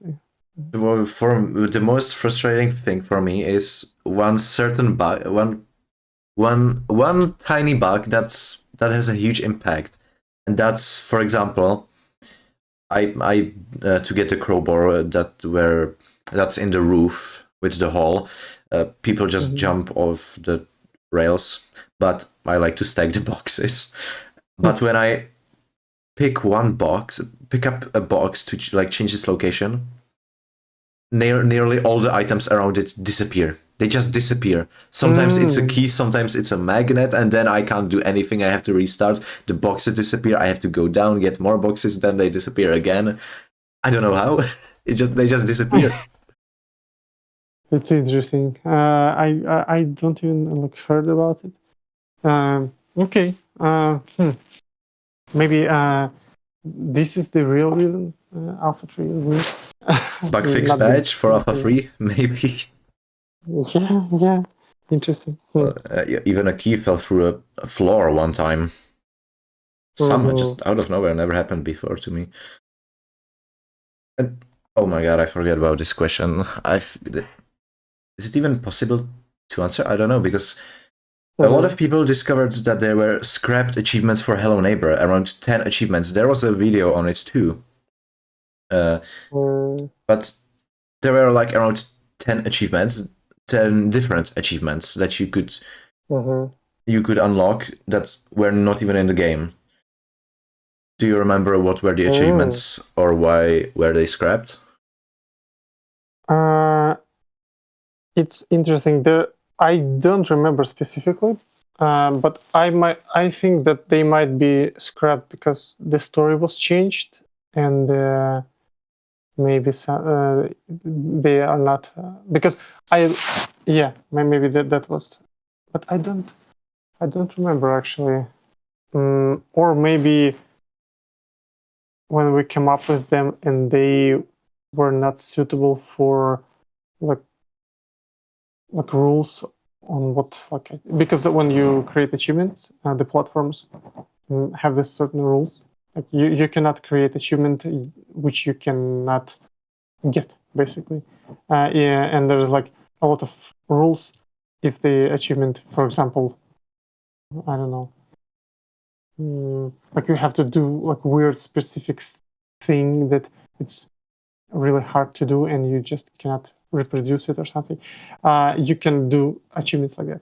Maybe there was achievement like that, and we had this like remove them so we could like, use it on all platforms. But I don't remember actually. I don't remember. Maybe if people found the names for this achievement, but achievements, maybe it would be easier to. But if there is no names for achievements, then I know that there's a video on them. I don't know if it has the names. I honestly don't remember, and I'm not going to check now. But yeah, there were story achievements because there were still some nightmare sequences, and they did not really trigger an achievement because they triggered when you got caught so many times, which is interesting. You're bad. You get caught so many times. Here's a piece of story for you. And you're not even a kid Nikki, you are even an adult Nikki in those like Act 1, Act 2, you're adult Nikki in those nightmare sequences. Yeah. Who is also an interesting character. It was intentional to change the adult Nikki because it was idea that as a grown-up he figured out whole neighbor story, like what happened to him, not as a child. That's why all this like basically visions it's as a grown Nikki because that's when he get all this information. Yeah, because as a kid he get traumatized and didn't know what happened, but as he grew up he figured it out. Yeah, I guess that makes sense. I mean, I found it to be a cool detail. Didn't really know why, but it was cool. Finding literally seeing that I'm dazing off. I'm dozing off. Even like it's even the model from Alpha 2. In Alpha 2, wasn't he still meant to be the neighbor's son? Like, was it still part of the story? That yes, I believe yes. Because if we are playing as adult Nikki in Act 3, which is literally the model from Alpha 2, which is meant to resemble the neighbor a bit, that basically means we are playing as his son still, because it's the same model. He's meant to resemble the neighbor. That's interesting. Yeah. The story is real still. I hope he makes an appearance in Hello Neighbor 3. Some Easter egg, perhaps. We'll see. We'll see. We'll see. All right. Hello Neighbor 1. Still. Yeah. Then we will go to Hello Neighbor 2, and there are not that many questions because, of course, then you left the project. So there'll be some stuff before that. Compared to the prototype, do you think the game achieved what you wanted? Hello Neighbor 1, of course. No, far from it. As I said before, my initial idea was to have this sandbox game where you have complete freedom. You have like a lot of stuff, and you can basically like beat the game the way you want it. But as a result, it's not that. So short answer is no. I think if that's what I said in the first develop, because I'm trying to create this sandbox game where like every decision is the right one. So you're given these goals, and you just play and you think you can like achieve these goals, because it all came from this my like love to finding bugs in games, and I could spend like hours trying to clip through wall or something, and when I finally do it, it was like the best thing. And that's what I wanted to like original Hell Never to be, this feeling of like breaking the game, that you tricked the designers and happened to be like in a room where you're not supposed to be. But the thing is, the game should have been built the way that if you do this, you cannot break it. The game is like fair. You can like if you do this, the game still goes on. But it's not exactly how it turned out to be. That makes me happy to hear that Hello Neighbor 3 will be basically like Hello Neighbor 1. Like you will be able to interact with every item, I suppose. Yeah. Oh my god, I really like that. Just you're in the middle of a chase and pick up anything. I love it. Yeah. Hopefully the Hello Neighbor 3 will be more about closer to this initial idea. But even though like this time it's not about like breaking the game, but it's still the sandbox with when you like to reach your goals, you don't have like specific how to say it, like specific ways to achieve it. If you achieved it anyway, and the game should still allow it, hopefully we will pull this off. The prototype will come out soon, so the first prototype. But it's still, it's just so. As I said in Discord, it's like a shadow over shadow over shadow over game, so it doesn't represent the whole thing in the slide. Though it will be the first look, so I'm looking forward to that. Can't wait. Also, what would you want to change about Hello Neighbor 1 if you could go back? What would be the one thing you would change?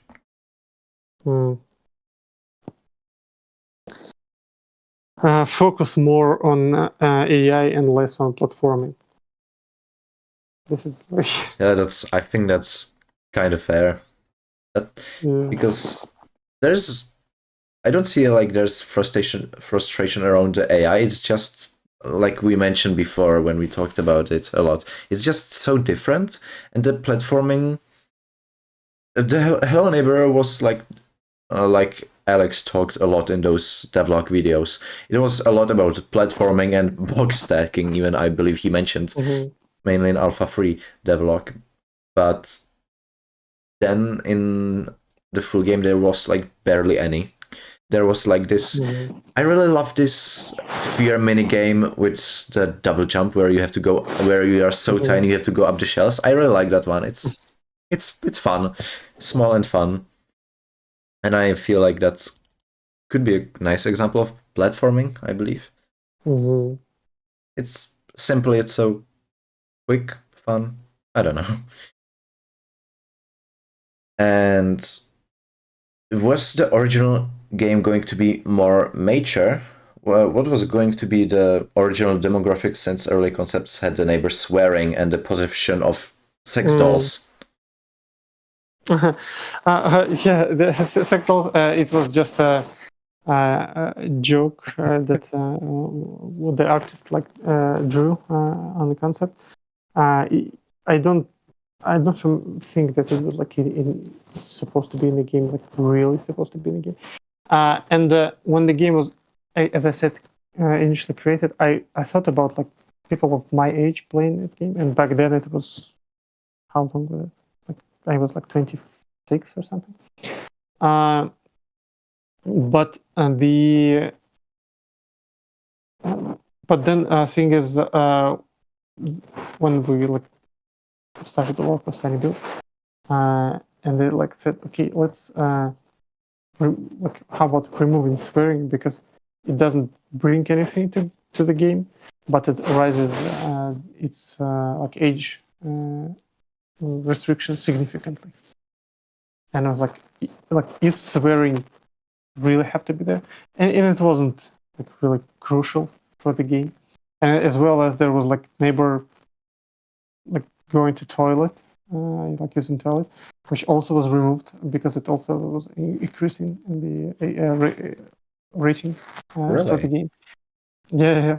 And since both these elements are not crucial for the gameplay, we just removed them to increase the possible audience for the game.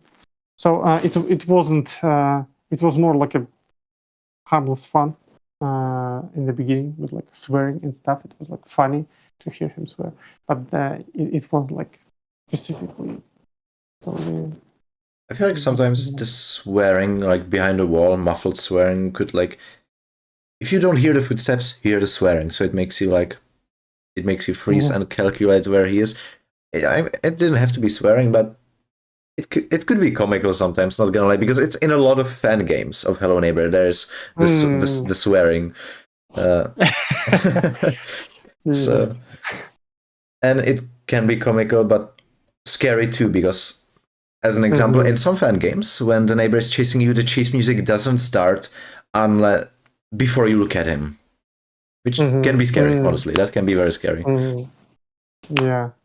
Well, we finished the Hello Neighbor 1 section, but nice.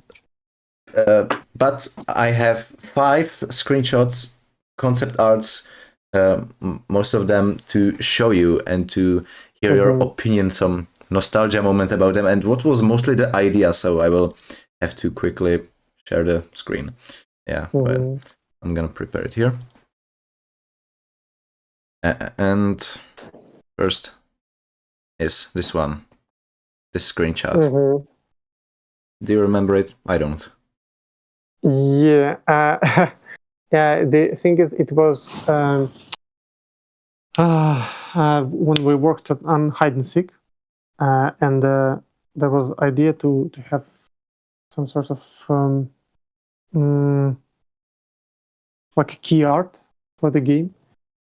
And I said, okay, let's do this key art when the neighbor is just about to bury his daughter, and he's like have this shock on his face, and he like putting these gloves for the first time, and there's like his son looking because he did something bad by accident.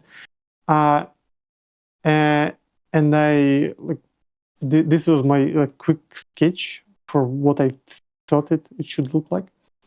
But again, it wasn't my final word on key art. And if you just like Google the hide and seek, and you will find there's a like image similar-ish when neighbor like putting on glove, and then there's like his son like looking behind the tree.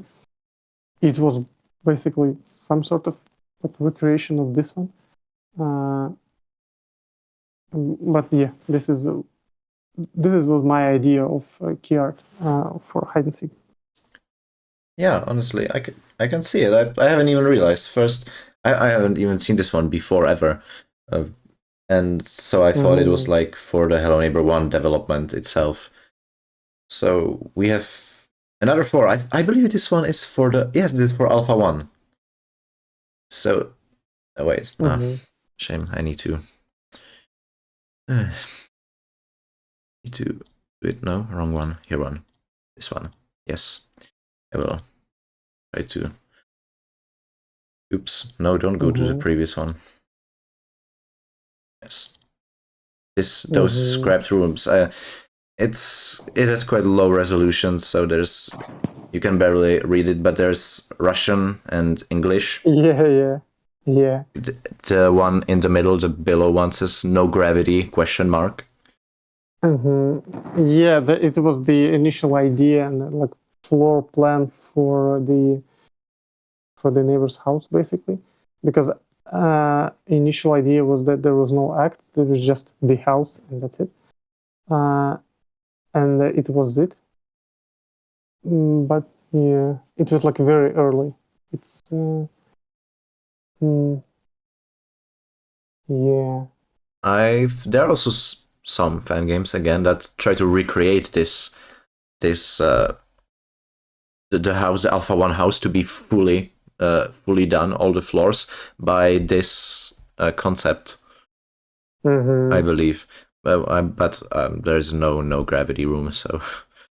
But yeah. that's so Hello Neighbor like. I feel like no gravity room. That's unique. Yeah, the thing is, it was the I believe it's like Alpha 1 was like the 2-floor version, like cut down version of this something, and since it was still story about the character being like moments like a near death experience, and that's why it was so surreal. Like there was like grave on the first floor, and there's like classroom and stuff.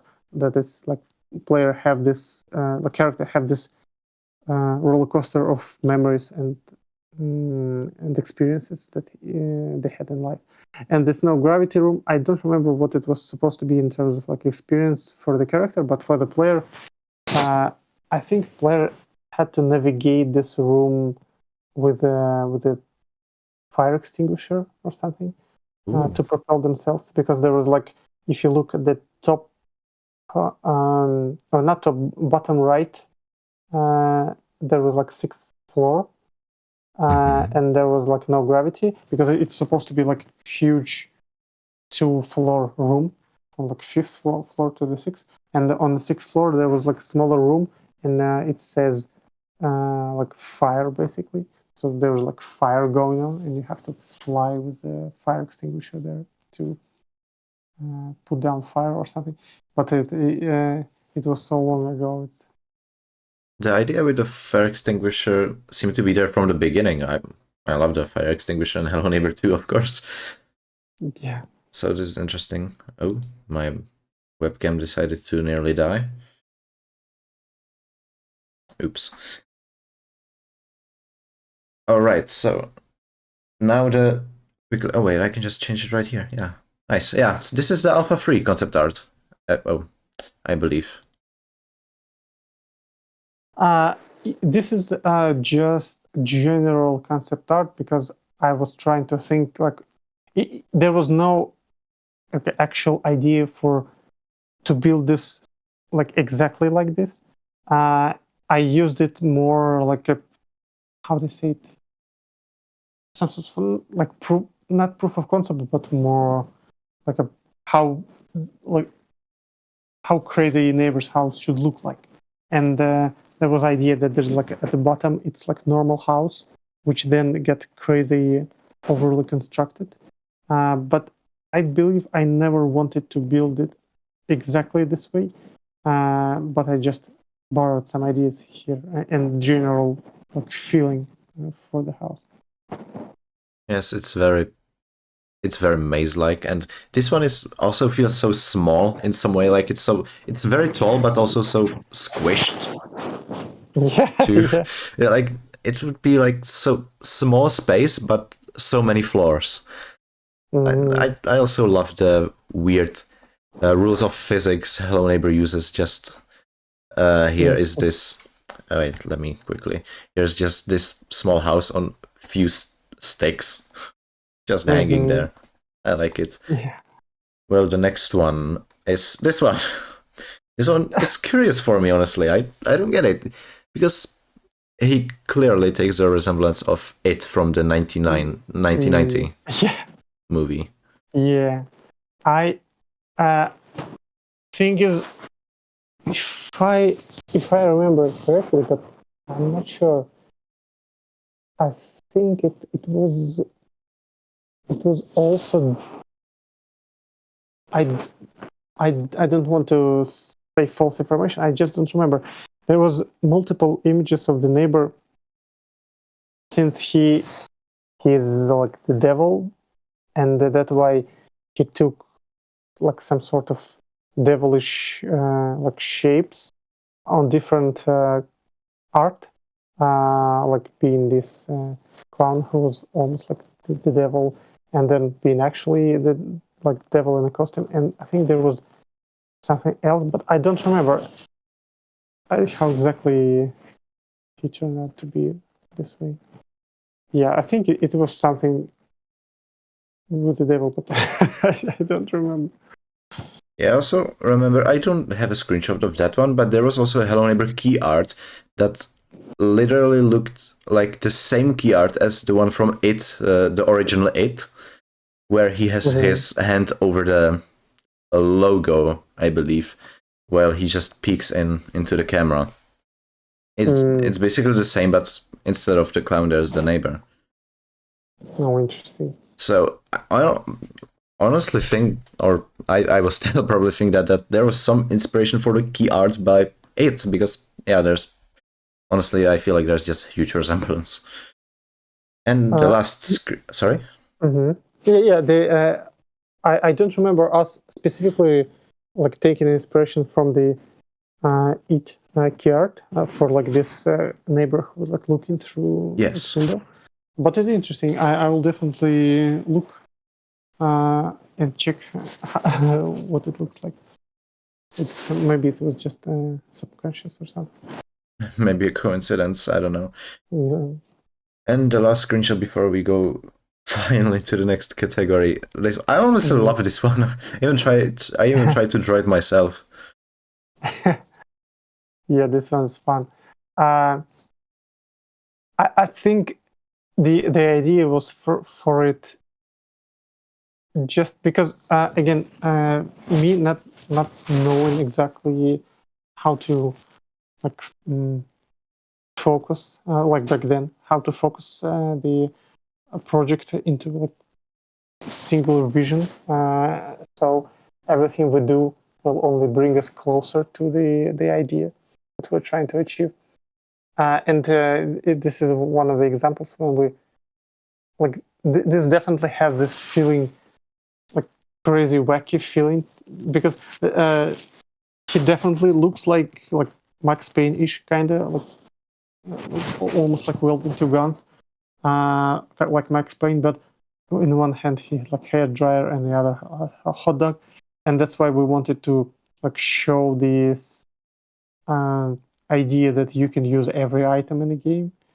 In this, and initially it was the like the AI can use them, you can use them, and in the final game you can like even though every object is like physical, there's not much stuff you can do with them. But initial idea, and that's what we're trying to do with Hello Neighbor 3. Each object is like you can find the gameplay purpose for it, and that's I think this is where it came from. It's too wacky to be in a like style of the game, but I think it was created just to kind of showcase this concept. Mm-hmm. I just find it honestly cool and unique in some way that it was probably worth showing it. There was some lore behind it, some ways. And finally, the Hello Neighbor 2 category. This one will go by quite quickly. Honestly, this I don't have this question written down, but I just thought about it. When you left during the Alpha 2 development, which wasn't even meant to be Alpha 2, was this Alpha 2 meant to be the full game? Well,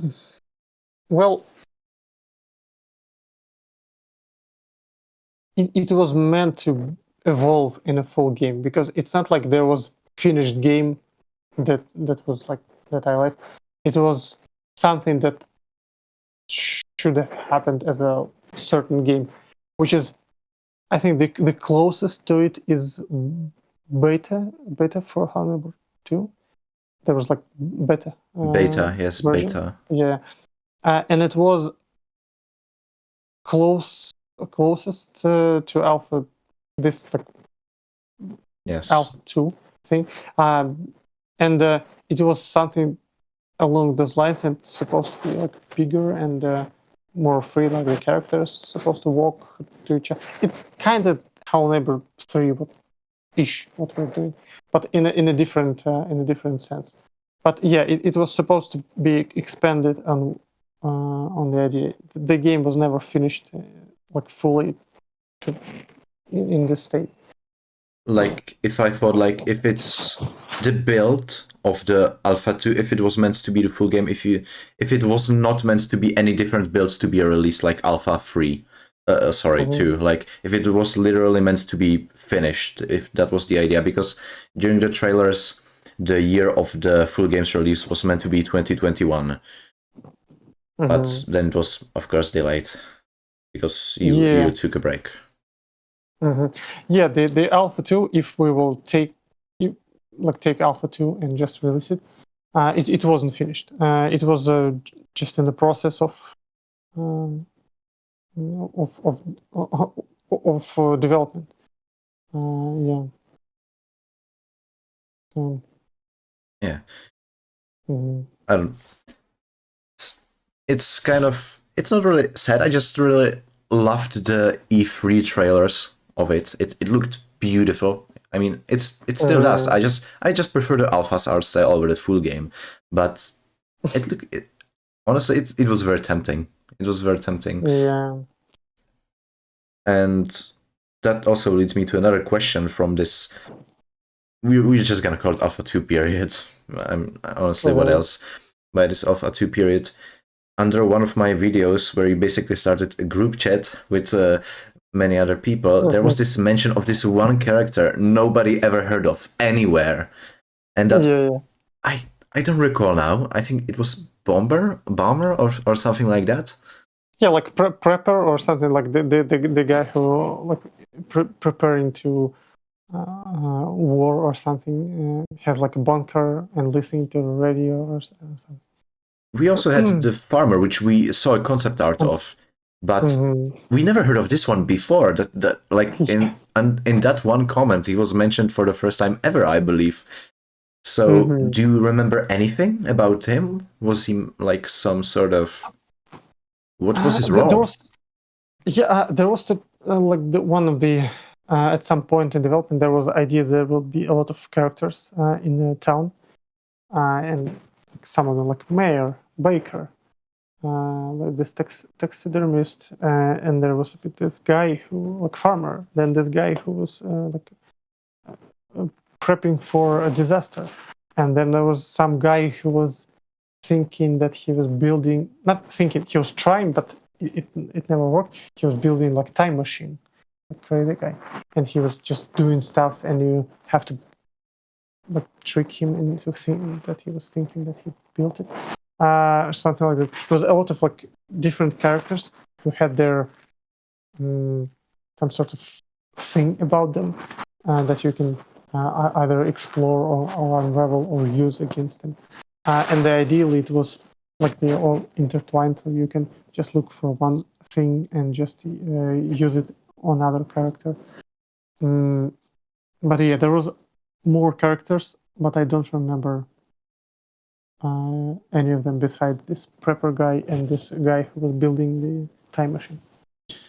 Do you have some concept arts of them, perhaps? No? I don't think there was a concept art for them. So it was just an idea on paper. Yeah, it was on paper. Yeah, it was just playing how it might work. Honestly, that's really interesting. It's just a town full of unique people.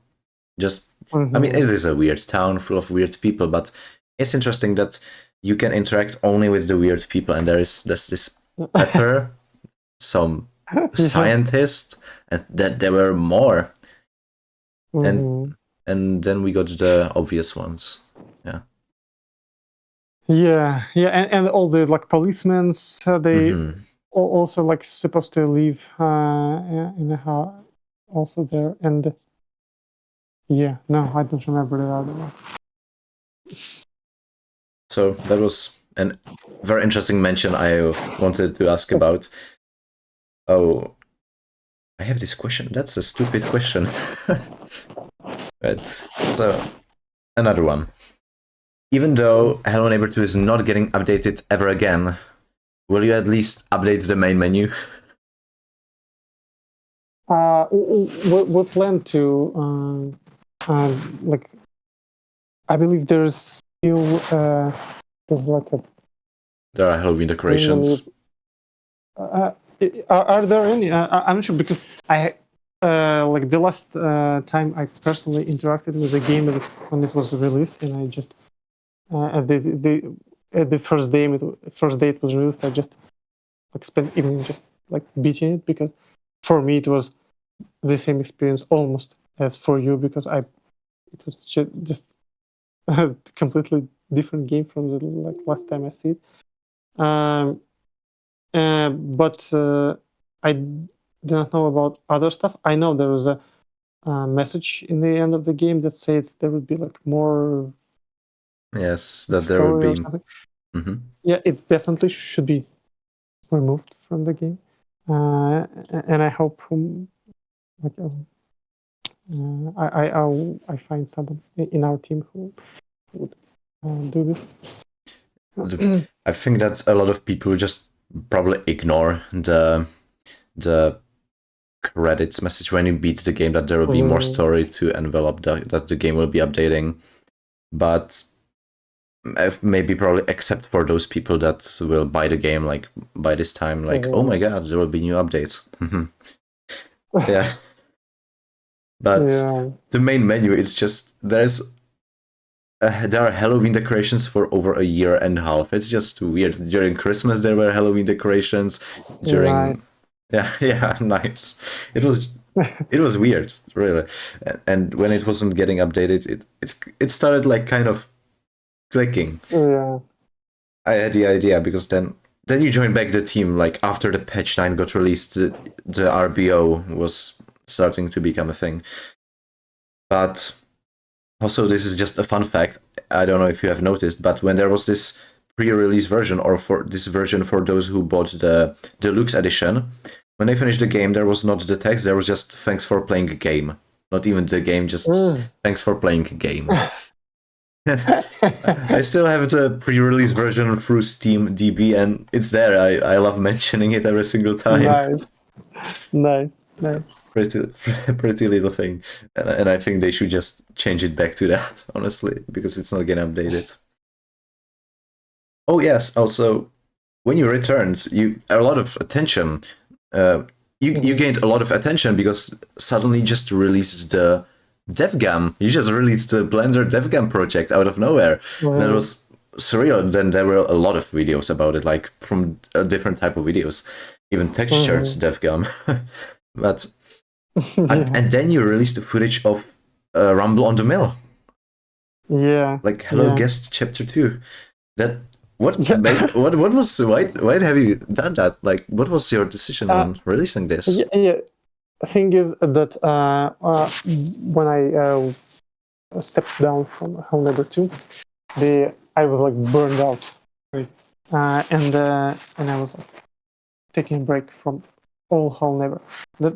Even that it was like my some small, I wouldn't say fun, but just stuff that I did when I was like streaming at some point some games on a YouTube channel, and it was like me playing my old save file of Burnout, the game like on PlayStation 2 that I found, and it was like 92%. I was trying to get it 100%, and trying to remember all these controls and whatever because I played it last time like 8 years ago or so. And those streams were named Burning Out Burnout because I was burned out and I was playing burn out. But it was just for myself because no one knew back then that I was burned out. And the thing is, I was like so out of Hello Neighbor scene for a long time, and then was like slowly approaching it was like RBO because I reunited with Irigest after even RBO playtest happened. So when RBO playtest happened, it was still me and one designer, Alexander, who was also right now with Irigest. And I was like so out of community and out of everything. I was barely not existing, and I wanted to kind of not readjust, but how to say it? Yeah, kind of like readjust myself, just to reintegrate with community and just to communicate. So I decided to share some stuff that are like was lying in this old hard drives for a very long time. So yeah, it was my idea to kind of it was my gifts to the community to I feel be like accepted. yes, I feel like that. I mean, you will be accepted like at any time you're a developer of the literal franchise. Just even like saying hello in the chat would give you thousands of reactions if you get what I mean. But then you release it, releasing a 10-year-old, the basically original idea of Hello Neighbor, which is the DevGam. That's honestly, when I saw that on YouTube, I didn't know about it. I'm really honestly even like now I'm not really into the community. I'm not really checking the Discord, Hello Neighbor Discord that much. And when I saw on YouTube like DevGam got released, and I was, what, is that real? And then I saw it everywhere, and yes, it got released. That was very weird. And even that it got released, someone made a literal Unity game on it. So like, and someone made a playable DevGam, and it was cool. Nice. I honestly got to that question by this question. Did you do the level design for the guest house in Alpha 1.5? Which is probably the Peterson house, probably. Alpha 1.5, it's yeah, and I think I didn't like it wasn't me like personally by hand because thing is like more usually like with the like when project gets bigger, the less stuff you do like by hand and more time it requires to like manage other people just to help them do what they like and feel good about it and just try to keep everyone focused. And I think by the Alpha 1.5, it was the first time when there was other designers who joined the game. Before that, I was the only designer and the level designer or whatever, just did all this stuff. But by the Alpha 1.5, I think there was 2 designers joined or 1, and this guy built this like improved the previous house design. So I was like in the loop because we worked together, but it wasn't me who actually like designed it. This guy designed it. Yes.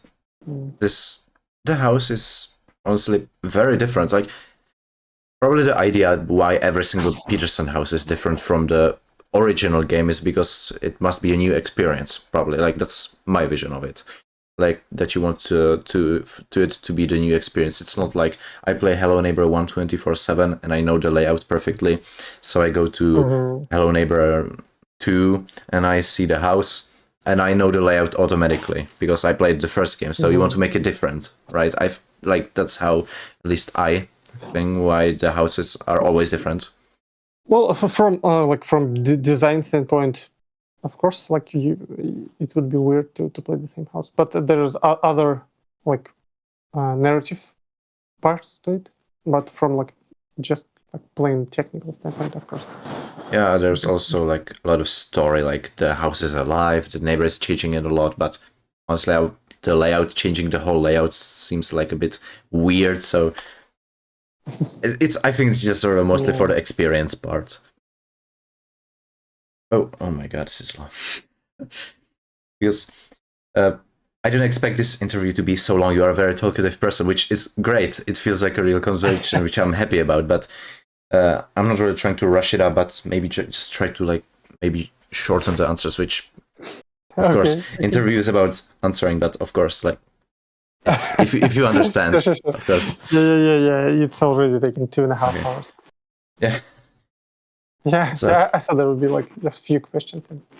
maybe I overdid it. So, okay. what was your original vision on the story of Hello Guest Late Night Shift?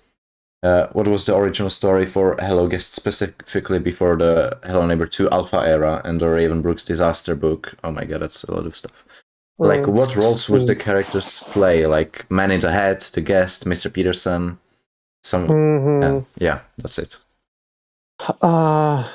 I cannot say a lot because some parts of the story, it's like not that they will be reused, but still. But the neighbor was supposed to be the like the guest. That's why we had this like guest neighbor without, and he was hiding in a park with his son because they escaped after Nikki ran away.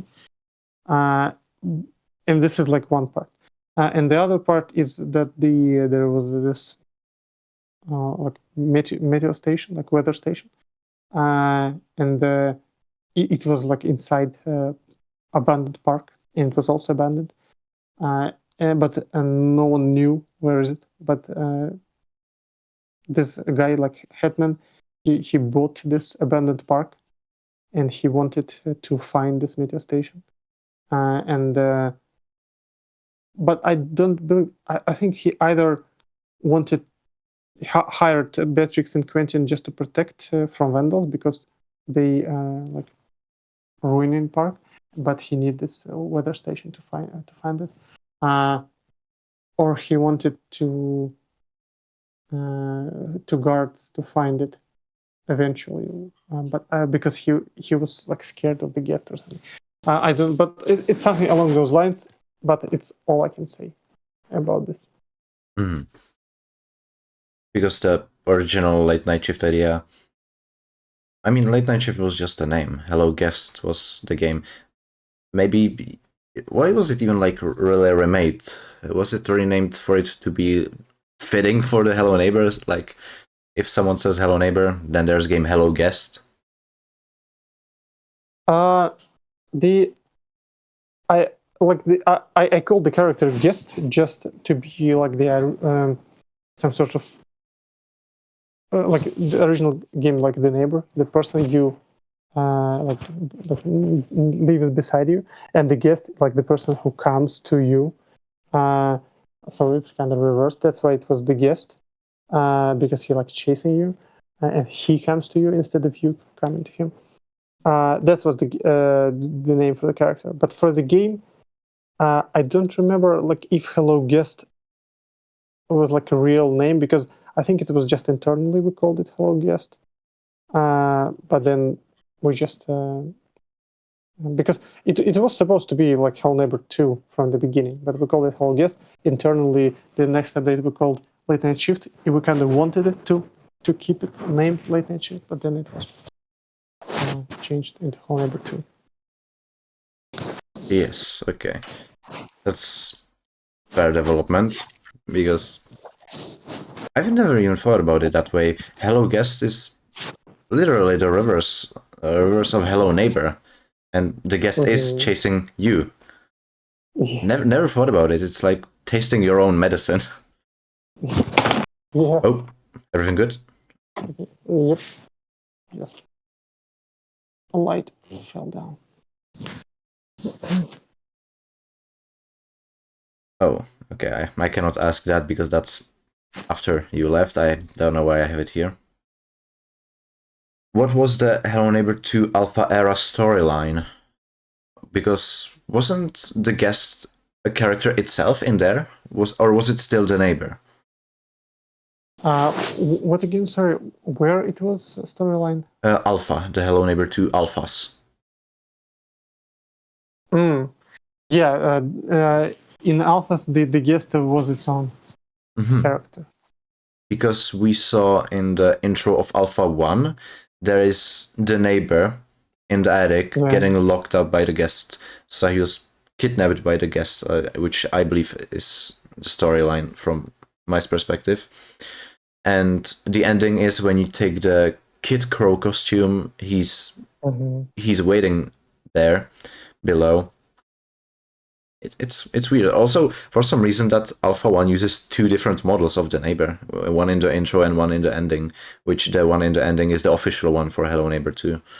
But the one in the intro is the older one. And then in Hello Neighbor 2 Alpha 1.5, the ending is literally that he's kidnapped and he's locked up in the attic. You collect the candies. There are also those missing kids. I'm getting lost in it, honestly, because there are those kids that just come to trick or treat, innocent kids, and then they're gone.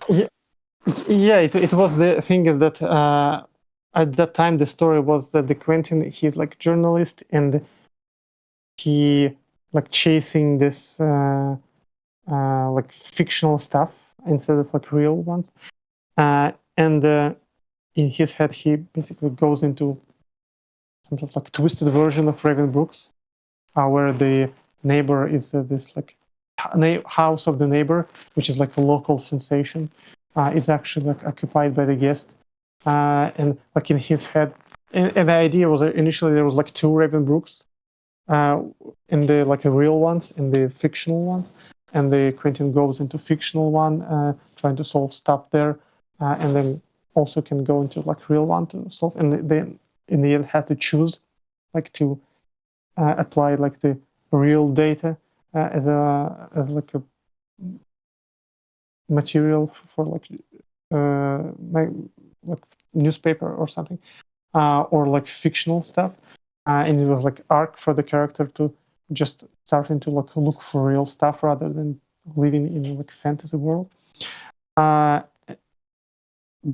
But there was like different, it was slightly changed over time into different story about the neighbor,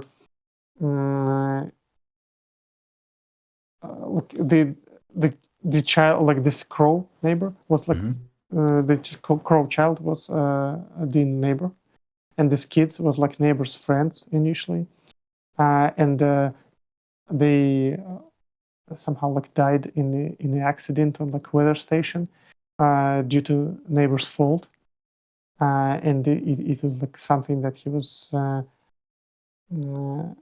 kind of tormented by, and it was something like that, and that's why he's like locked up, because it was door of the meteo station, an attic, and he's supposed to like open it to let the children in. It was like some sort of like a weather thing. It was like a hurricane or something, but he was scared and they died, and it's like something like, I don't remember exactly the whole story, but it was something along those lines. That's why this like there's the kids they trick or treating because they disappeared, and that's why there's when the guest catches them, the guest represents this like weather thing. That's why it asks like how's the weather in the end of this Alpha 1.5. It was this whole thing, and that's why there's like paper on the car of the Quentin. It says like the missing, and the like children's like images, because it's basically, and that's why Quentin wakes up, or like not wakes up, because he turns off computer and they like checks the time, because it's basically he was researching what happened and was so invested in it that's he basically kind of transported into his like mental picture, and this is a whole like guest world. It's basically like Quentin's way of figuring stuff out, and that's why when like everything was resolved, he kind of turned off computer, because what you played with Alpha 1.5, it was basically in his head, and he's like, oh, it's a lot of time It's like late at night, and there was like a knocking on the door, like how's the weather? Because yeah, it's like, is it guest or is it the neighbor or is it man in the hat or whatever? Because man in the hat was having like different role, but I already don't remember. It was so much, and we changed stories so many times. Yeah. I just realized here are the posters. Yeah, But, yeah. but Yeah. Man in the Hat, he never had fully, like, for all this time, the role of the detective. I thought he was like spy detective. No, he was something else. I don't remember exactly, but maybe I'm forgetting something. But he was. I don't think he was detective. Maybe I'm missing something. But he was like collecting information on stuff, but I don't remember why. That's why he was always like looking and like writing down something. But I don't think he was detective. Mm-hmm. But maybe I forgot. Mm-hmm. Okay, so the last question for Hello Neighbor 2 category, and then we will show you another 5 screenshots. I really didn't expect this to be so long. Sorry. And there are more of those screenshots. But then for Hello Neighbor 3 and then the last section, there will be no screenshots. We'll just go through the questions. So because Hello Neighbor 3 is also fresh, and we want no spoilers, we'll go through it. So there's an unused neighbor model in the Hello Neighbor 2 alphas called Neighbor Fake. You mentioned it before, I believe. And a mask model that people associate with him that also goes unused. What was his purpose of the fake neighbor? Yeah, I don't exactly remember. I think some people already asked it in Discord. I don't exactly remember. I believe it's somehow tied into like Man in the Hat, because I believe it's him like portraying the neighbor or something. There was like multiple ideas for like in this weird world. There's like a weird fake neighbor. But I don't remember all the options. At some point, it was like Man in a Hat wearing this costume, but frankly, I don't remember this whole. It was like, no, I don't, I don't remember. All right, that's fair. He's very unique looking, and honestly, in general, he's just very interesting. I like the model a lot, but now that I think about it, I would believe that it's the Man in the Hat. I like that. Like, it's not a Fury, it's literally a death. He's saying all of this. So now we'll show you the screenshots and, like before, some opinions and questions about it. So this first one, there's probably not really many opinions, but maybe the idea of it is here to guest crawling through some vent. Yeah, at some point we just have time to just explore possible ideas and like how something can look and feel. And this was made by Yelena. It was just one of her ideas, because she felt that it would be interesting to have this situation when guest crawls after you in some sort of like air vent. Yeah, so it was her idea. Honestly, it's a great idea. I love it myself. Like the guest lurking above you. You may sometimes hear the croaking or there could be like some sort of deception, like rats crawling through the air vent too. That sounds interesting for me. I could be a game designer. And this one, this one feels like a mini Rumble on the Mill. Yeah. For me. Yeah. Very mini. Yeah, I think it was also around the times when we exploring how everything could look, and we're trying to kind of understand the art style, and it's also worked on artwork done by Yelena. So yeah, I think it was somewhere around Rumble on the Mill. That's why there's a mill and the guess. Yeah, I'm just guessing by the satellite and the mill. Mhm. But it would be cool to think that the guest, or at that time the neighbor, would have just a different house himself, while the main one, the 910 friendly court, would be just researched by the police, by the authorities. Which I don't know if it was still the idea, police, during the Hello Guest era. There was even police in the late night shift, but as like a background characters, like just a car who doesn't want to get involved, and there's like a trail of smoke and like a hand out of dark car. But I don't think there was like established characters as a policeman. Right, so this screenshot, I think this one is just cool. There's a nest behind him. Yeah, it's also when I don't remember exactly if this. It seems like it also was done by Yelena. Yeah. Oh, sorry. I'm just trying to zoom it in. Yes. Yeah, I think it also from this times of exploring what this can be, and yeah. I think that in Alpha 1 and Alpha 1.5 there's this mechanic where you can hide in the tall grass against the guest, which I didn't even know until like recently that it was even a thing. And maybe this could resemble it of sorts. I don't know, I'm just guessing stuff.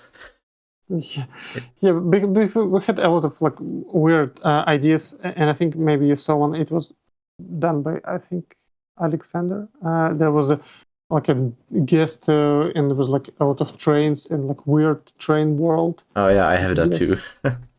Yeah, and I think it was like from those times of exploring what guest world would look like, and like stuff with guest. Yeah, so the guest world was basically real fake world. Yeah, there was different.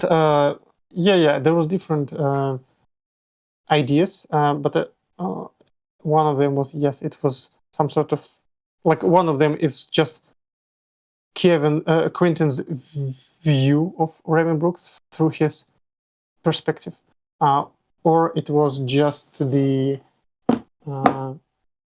just space in Quentin's head.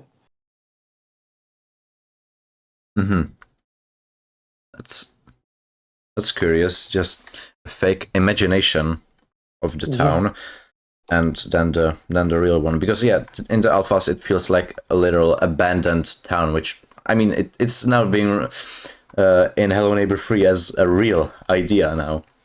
And my theory, just saying, even though I know that you can't say any spoilers, and I'm not really asking for any, but my idea is that it's happening before the Ravenbrooks. It's happening after the Ravenbrooks disaster timeline, when the neighbor causes the flood on the town, because it would kind of explain the half abandoned part of the town, and it would happen before the Reset Day novel, because I just don't feel like the neighbor is that old for it to happen after the Reset Day novel, but we'll see. It's just a theory. Yeah, we'll see indeed. So the next screenshot, yeah, and that's it. Yeah, here we have it. It's real strange, and again, and I can't even really believe if this is truly concept art. It just looks so 3D. It might have been, maybe the artist just put some simple models and just overpaint them, probably. So this was probably just some imagination, not something that you would implement into the game. It's probably at times when we were exploring like all the possible crazy ideas, because there was some almost like a mining town underground or something, also done by Alexander, the artist. So yeah, it was just us figuring out what it can be. And Neighbor 2 was a huge project. If we even like look at the behind the scenes and all the scrapped stuff, it was a big project. I feel, was it bigger than Hello Neighbor 1, would you say? Yeah, of course, much bigger. Hello Neighbor 1 is just, I don't know, like 5 people just doing stuff, but Hello Neighbor 2 is just scaled really quickly to like huge size, and there was a lot of people involved and a lot of stuff. It was just crazy in comparison to the first one. I can believe that. It's but by even hearing right now what there was a lot of stuff we didn't even know about. A lot of stuff. And this is the last. No, this is the mall. Yes. Yeah. This is the concept art that I did of the mall to explain how it should. It's for Hell Number 2. How it should look like because there was some initial ideas like about the architecture, and we still was like looking for me trying to explain this art style because I was like really bad at it, and I'm still and I was just trying to do a quick sketch to kind of show what I mean by the style, and I think Alexander artist he modeled really nice. Like he did his concept based on this and made the model. And I believe there is some unused model. Yes, we actually have it. Even I believe, like the community even has the model, the actual model. I believe, or it's a fan made. I'm not sure right now. I believe it's the real one. And I think this is the last screenshot, but I don't want to lie. And I have never seen this one before. Never. Yeah, it was a sketch that I did when we were looking for key art for Hell Neighbor 2, what it might look like. And my idea was that you're like in a trunk of the neighbor's car. That's a trunk. And the neighbor like, yeah, neighbor looking over you as you like lying in a car. And it was just a quick sketch. This was after alphas of Hello Neighbor 2? Yeah, it was somewhere in between alpha 1.5 and alpha 2. That looks cool. Also, I don't even have this in the questions, but there was a lot of thunderstorms played a huge part in Hello Neighbor 2, but they barely made an appearance in there. I mean, of course, you left, so a lot of stuff changed. But what was the idea of the thunderstorm? It was. It definitely was connected to a weather station, and it was. And the thunderstorm it was even in the late night shift, but it played a different role. I don't remember a whole thing, and some stuff I remember and I cannot tell them, but other stuff there was different, like some like just narrative tool. There was at one time it was just a narrative tool about just like to build up like. No, I don't remember actually. I don't want to say it because it might be like false, because I don't remember. But it had different like narrative stuff. But in Hell Neighbor 3, we are using this. Oh, so the thunderstorms might be back. I mean, there might be like it says that it will be a game in real time. So I believe that there could be like also rain, like changing day and night cycle, also weather cycle of sorts. If that's the ideas, I'm just guessing, really. Yeah. It would be this way. The difference is, at least our current approach with Hell Neighbor 3, that it's not sandbox that is just like static and they just like you can look at it and it just kind of waits for you to play with it. It's not this kind of sandbox, but it's like stuff happening over time in game, and you have like basically like given, for example, like 3 in-game days, which would be, for example, like 4 real-time hours, and then just stuff happening, multiple events on different parts of that. It is just like live keep going. And if you just stop and look, this time will just what happens without you. And you have this like time, and you learn how stuff works, and you can maybe try again and just to reach your goals. It's hard to like give the ideas like, compared to other games, because I cannot like find one single game that is like exactly this, but it's somewhat closer to like, I don't know, we could say maybe like Hitman game, something like Hitman game, and the I think maybe Hitman is nice. But if like, have you played? There was this game called like 20 minutes or something, 12 minutes, I believe. Well, it's I know like It was 60 seconds game called 60 seconds, but or like 60 seconds. No, I know there is a game know. named 60 seconds. When you have like travel in time, and you have to like change events, no, but it like everything happens in the one apartment, and you learn stuff, and you like you kind of replay the same short sequence over and over again, just to stuff to unfold different. And it's basically like just story-based game, and this is similar-ish. If you just combine this with like Hitman or something, so you have the sandbox where events just unfold without you, like not without you, just either with or without you, and you can just learn how stuff works and just tweak this sandbox, and stuff will unfold differently, but they will unfold this way, like procedurally, not because we planned specifically for them to unfold this way, but because it's just a system, and when you just like touch stuff, and it can collapse or it can like evolve into something different. This is the idea. Mm-hmm. I hope we will be able to do this, but who knows? Who knows?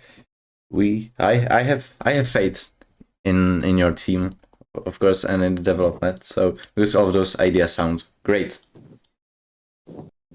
and they will make a very cool appearance. And I can't wait for the bugs too, because the bugs make also a game fun, of course. So, yeah. So sometimes please do not remove some bugs. They can actually make the game fun.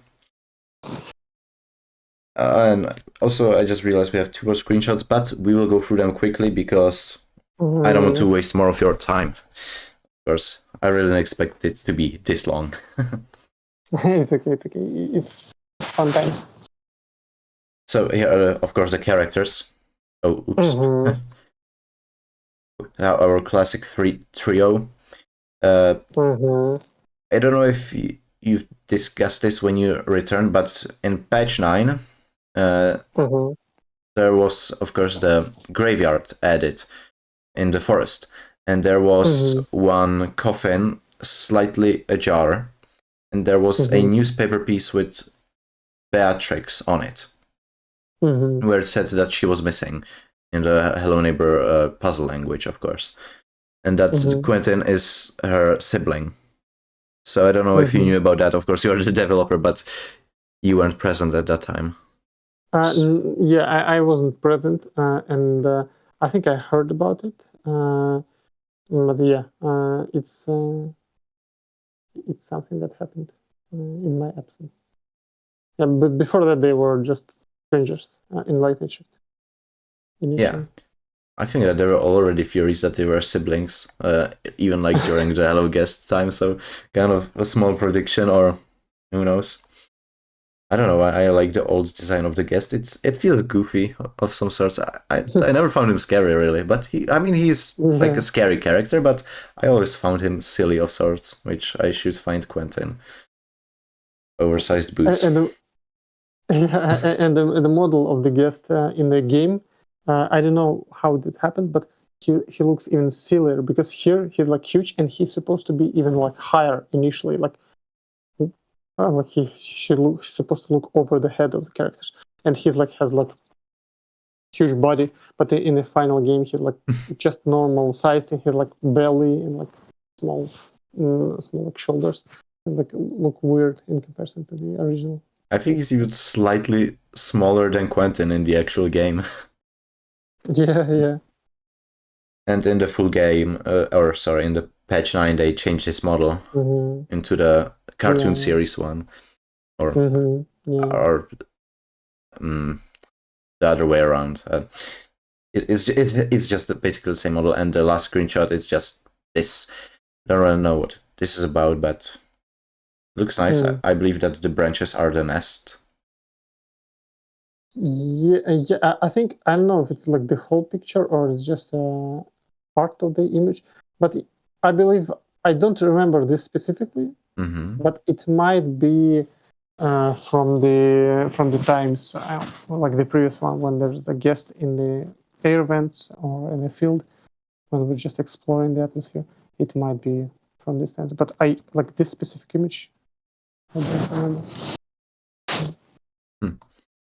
All right, well that's for the Hello Neighbor 2 part. Finally, and it was the shortest one too, basically. Nice. So now we'll try to go more quicker through the Hello Neighbor 3, because you might probably not be even able or allowed to answer some questions. So I got what I could, and it's the section with the most questions. So, will Hello Neighbor 3 contain violent elements such as blood? I don't think so. No, probably not. 99% that it's not. So it will be like the previous games. It won't be like really violent, no combat really, except like throwing items at them. Yeah. Yeah. There's enough violence in the world already. Will you be taking a break after Hello Neighbor 3? Wow. I wish. We'll see. First, we need to make a game, but it's we'll see.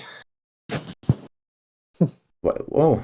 I've put this question in Hello Neighbor 3, but it should be in the live questions. Well, will you be streaming again sometime soon? Nice question. I really want to, but with all this stuff I was like developing and stuff, it's like really hard to find some time to just to do anything else besides work. So I'm not sure. I really want to, but we'll see. Well, I'm maybe happy if I'll figure out somehow the like what I like how I work during the day, maybe. Honestly, I'm happy that you made the time for me. So it's nice. Yeah, I'm enjoying this. I don't know what about you. I'm just really sorry it's so long. 3 hours now. Yeah, it's nice. Time flies really quick. Will we ever see a neural network AI? Wow. Actually, like neural network neighbor, it was what I wanted for the first game. For the very first game. Like, yeah. Because it was just like starting, and I was like, wow, that would be so cool if we would have. And I asked like programmer, like, can we do it? And programmer like, nope, it's so hard. I'm like, okay. And then when during like Hello Neighbor 2, it was like something started about it. But then I left and I didn't know how it turned out. I know that it's not present in the game, but I don't know like how, like why exactly it didn't make it to the game. But I would say I really want that would be really cool, but it's not something that would be in Hello Neighbor 3 because it's just not. It just don't fit the like concept because there's nothing to AI. I'm not sure if they will learn, but if they will, not in a sense that it requires neural network because it's more about like system-based sandbox rather than planes against single AI. So yeah, I would love to, but we'll see. Yeah, because a lot of people, including me, thought that Hello Neighbor 2 will have neural network AI because they even made a trailer only about it and it looked awesome. Then the game got released it was quite different, a lot different. It wasn't. Yeah. I don't even know if it's there, but it works differently than we think, but or it just doesn't work. The AI is Yeah. honestly bad. I mean, the team did what the team did their best when you left, like you mentioned, and I have a full respect for that. That when you left, they had to change a lot of stuff, but they still didn't give up.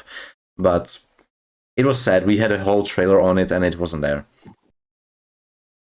Yeah, and the thing is, like to not to say that like people. What I also meant by did their best. It's not like I left and they didn't know what to do. It's just important thing that it's like Tiny Build is like a huge, not like huge company. It's like fairly big-ish. I don't know. Huge It's is the big. wrong word.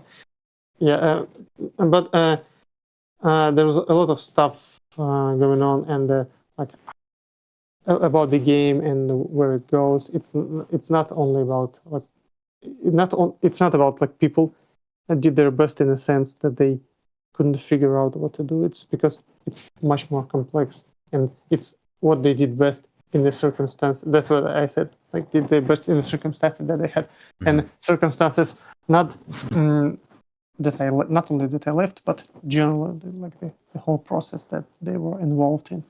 It has a lot of layers and complexity that they have to navigate to make the game. Yes. Oh yeah. Understandable. Oh yes. Do we know, like, for this, for a bit special for this interview, because it might be released after the Devlog 2, aka the prototype release. I don't know, but can we know in here when is it getting released? Maybe. The game.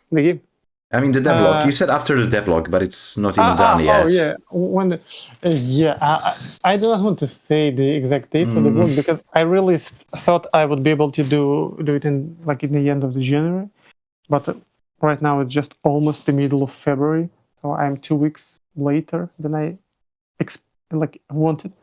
But yeah, I hope I will finish it during this week.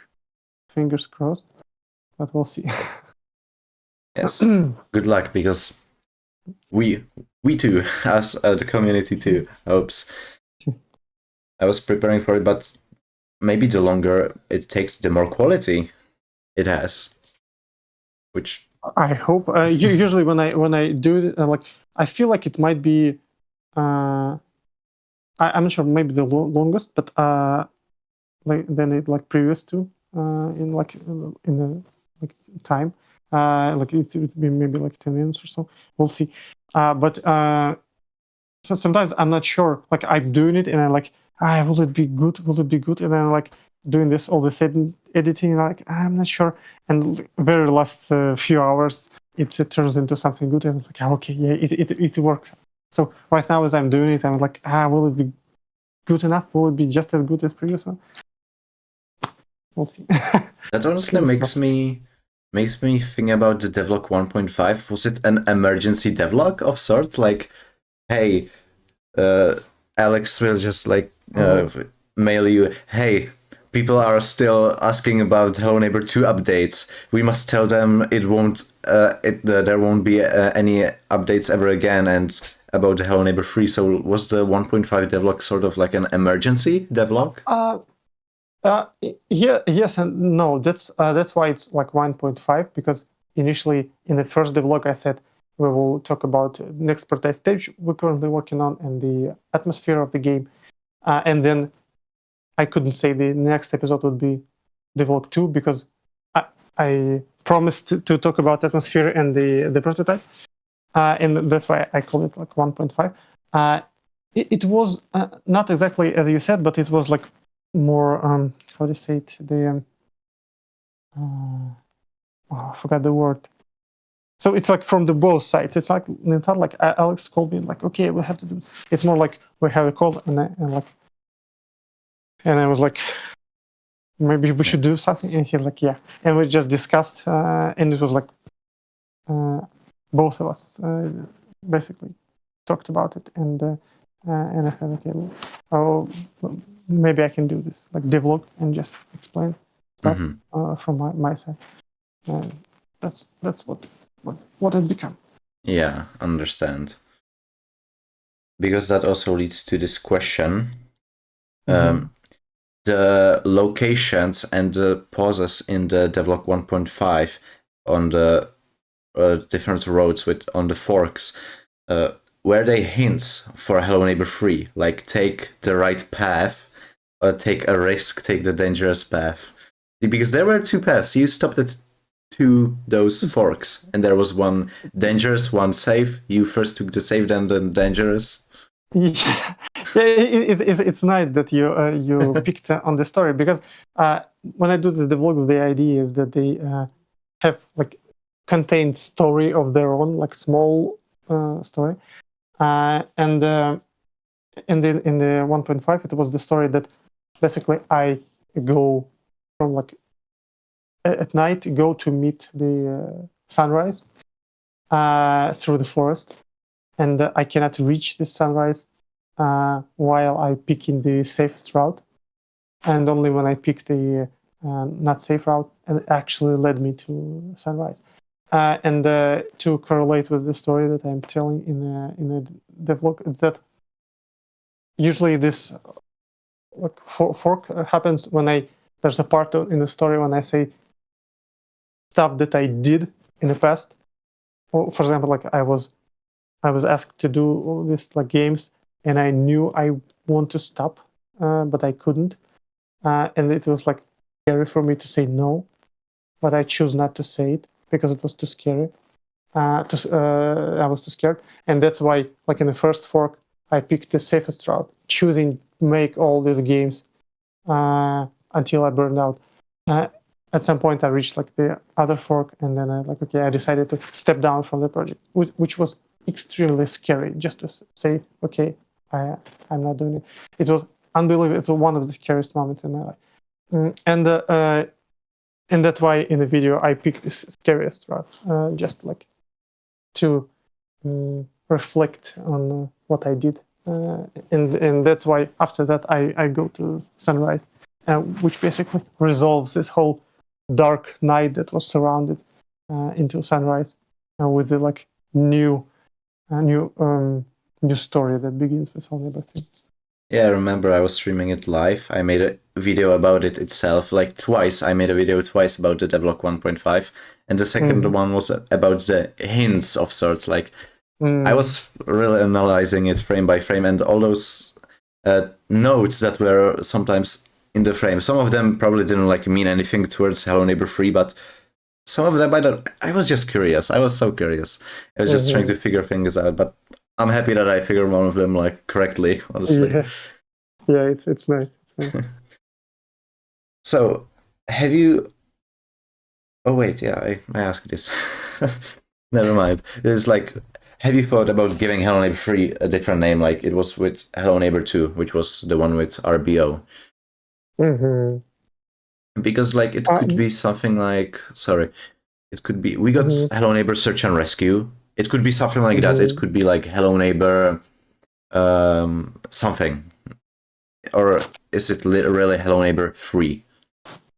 Yeah, it's I think just from the like I do not want to not like I will probably sound a bit like a marketing person, which I don't like, but it's just better for a game to be like Hello Neighbor 3.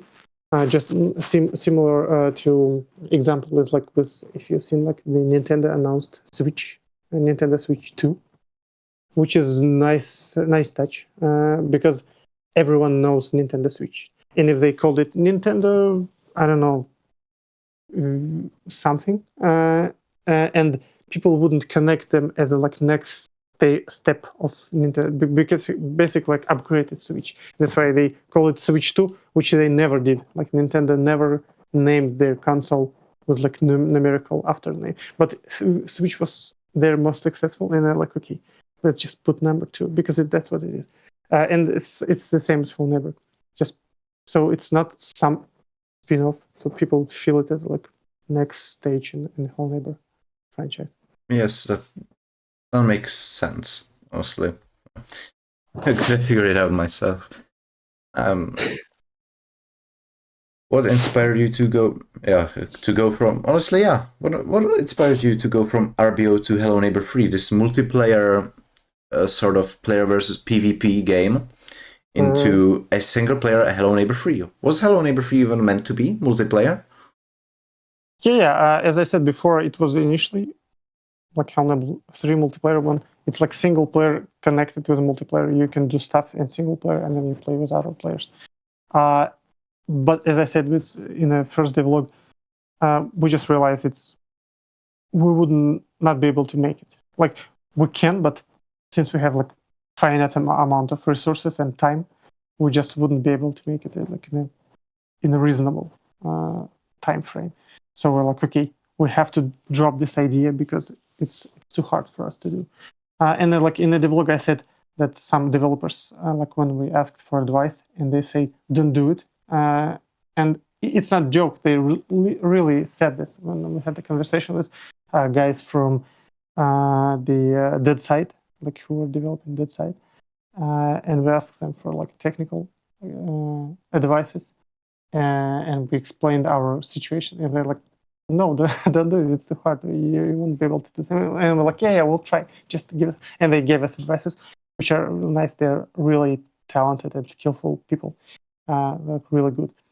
It really helped us what they said. But then at some point we realized that we actually cannot do it realistically. And we're like, okay, we have to drop it. And from like PvP, we changed it to PvE, and then like, no, just let do single player, and just we switch to single player just to make the game.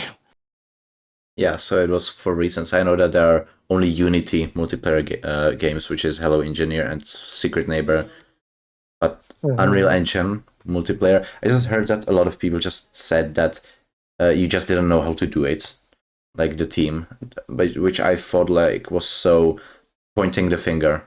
I felt like, yeah, it's not like, it's definitely the lack of skill, because none of us never did online game before, and the RBO, even though it's online, it's basically I was learning from YouTube how to make an online game by tutorials, like how it works, and I just happens to learn how it works, and no one in like from the team knew how to make it, and it just a lot of iterations takes a lot of time, and the testing takes like 3 times more than just single player, and it was just we're basically like how to say it when I forgot the word again.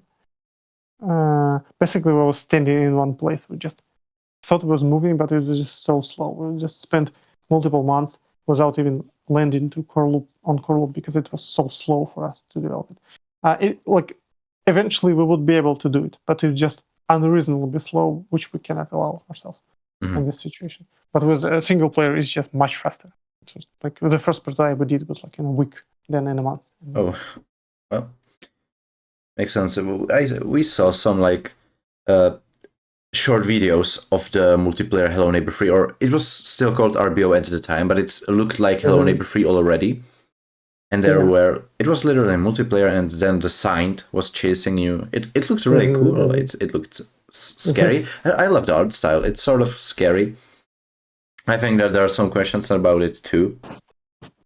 But yeah, here's one right here. What made you change the art style from the previous games? And the most surprising design choices are the characters. Yeah, thing is, I usually, when I create something like art, I usually just follow the idea, what it's supposed to represent, the emotions or whatever, and then like whatever I do is have to work to like to help like to make this work what it's trying to represent, and I usually don't try to like follow this style specifically. I just thinking like, okay, I want to achieve this, like what tools I can use to achieve this.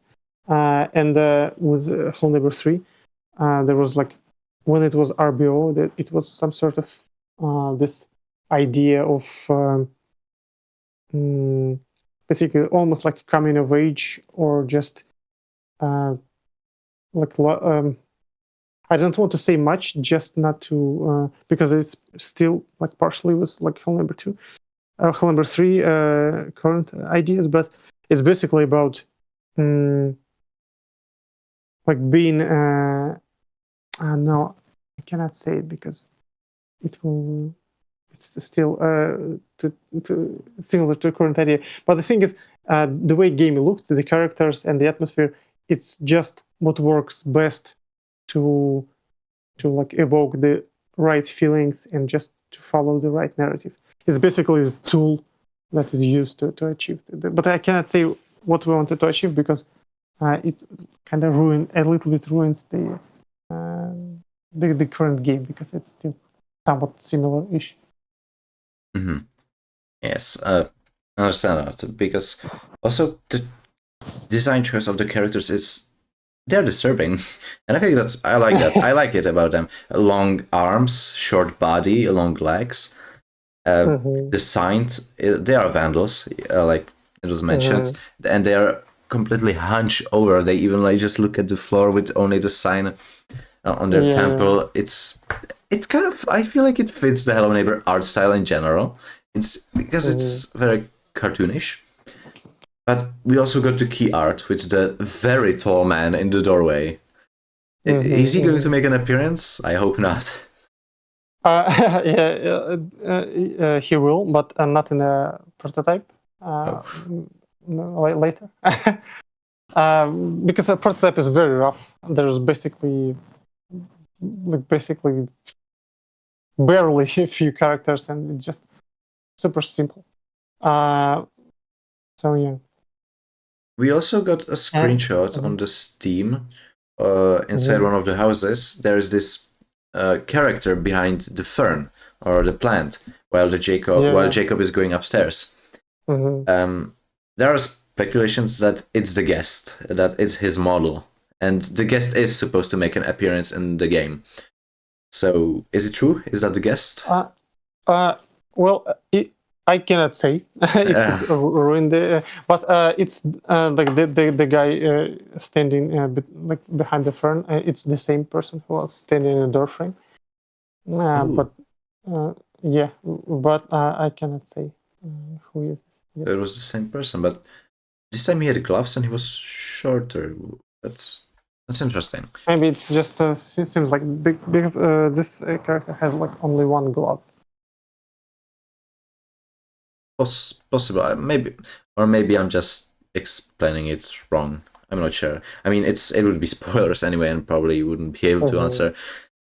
So, are you planning on adding new major characters, new protagonists or antagonists? Like the character we are playing as is as someone completely new to the town.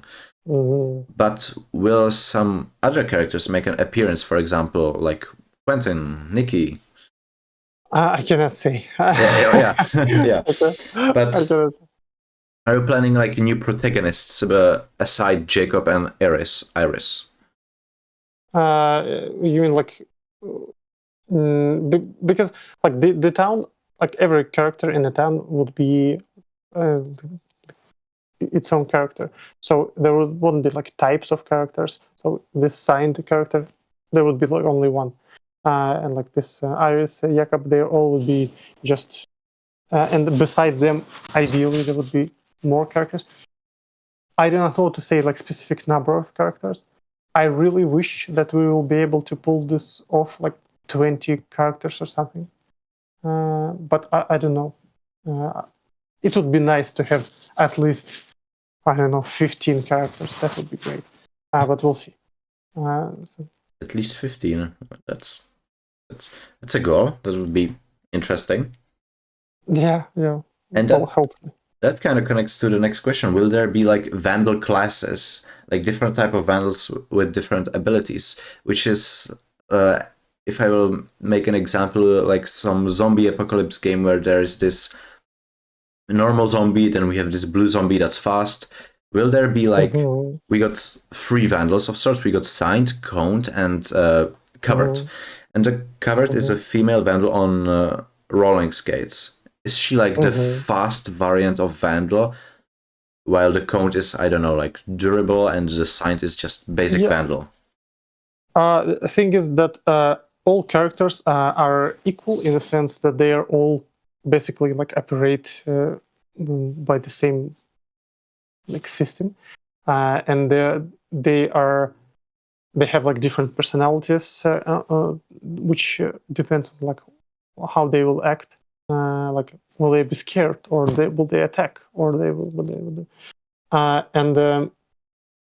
since every character is just a unique character, and each character has unique abilities, maybe some character knows how to use certain items, or maybe some character has certain items. For example, like covered, she has like roller skates. Probably it would be like she has like different movement speed or something. But there wouldn't be like crazy. I'm not sure yet because it's all in the process.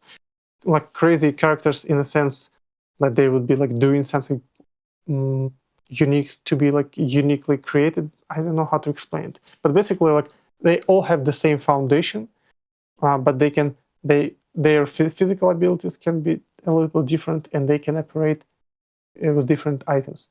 But the idea is just to build system that we can scale, so we can just change this movement speed of this character because more we do, we realize that it's harder and harder to balance this whole thing. And if there would be like 15 characters, it'd be super hard.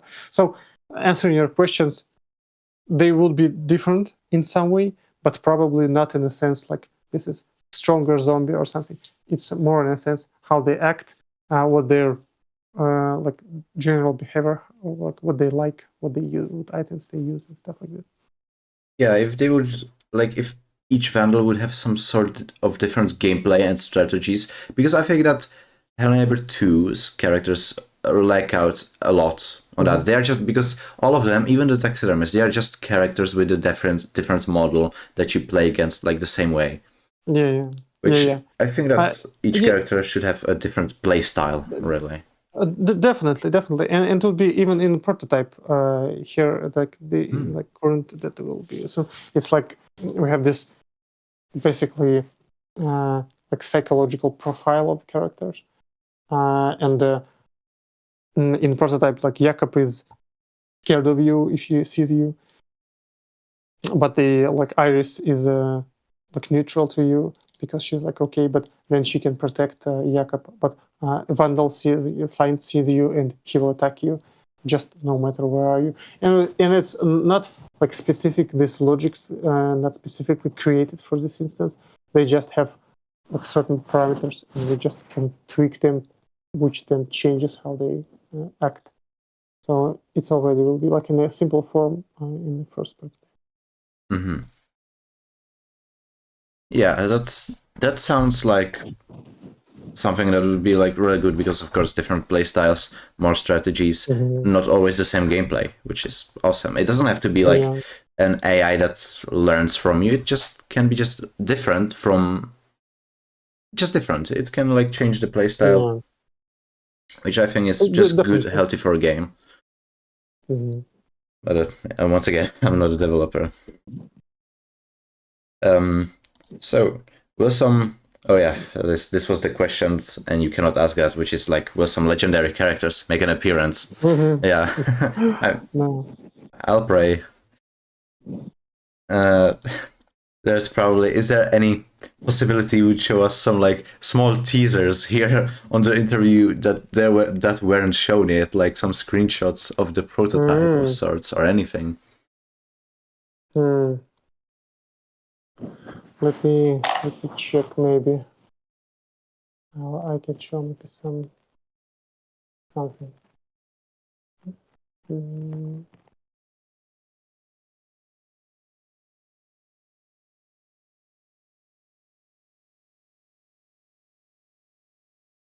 I can send you some screenshots that are from our second prototype. Second prototype? Yeah, which we're currently working on. I don't know if you've seen this like post in Twitter. There was like a White House on a hill. Yes, today there was some post Yeah. I saw, and it looks really pretty, like this early spring. Yeah, and that's yeah. So I can show you, just send you a few images just from this prototype map, work in progress. Okay, let me find something.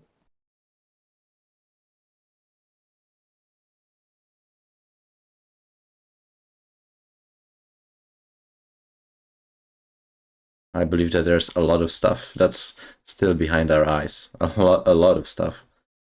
It never seems like it. Yeah. So here you go. Wow. That's very generous. Thank you a lot. I'll check them out real quick now, and then I'll check them out a bit more. I won't share them if I'm not allowed, of course. No, Yeah. you can share it. That would be fun. Yeah. Yeah, like some special screenshots just for like my Discord server or something would be really cool.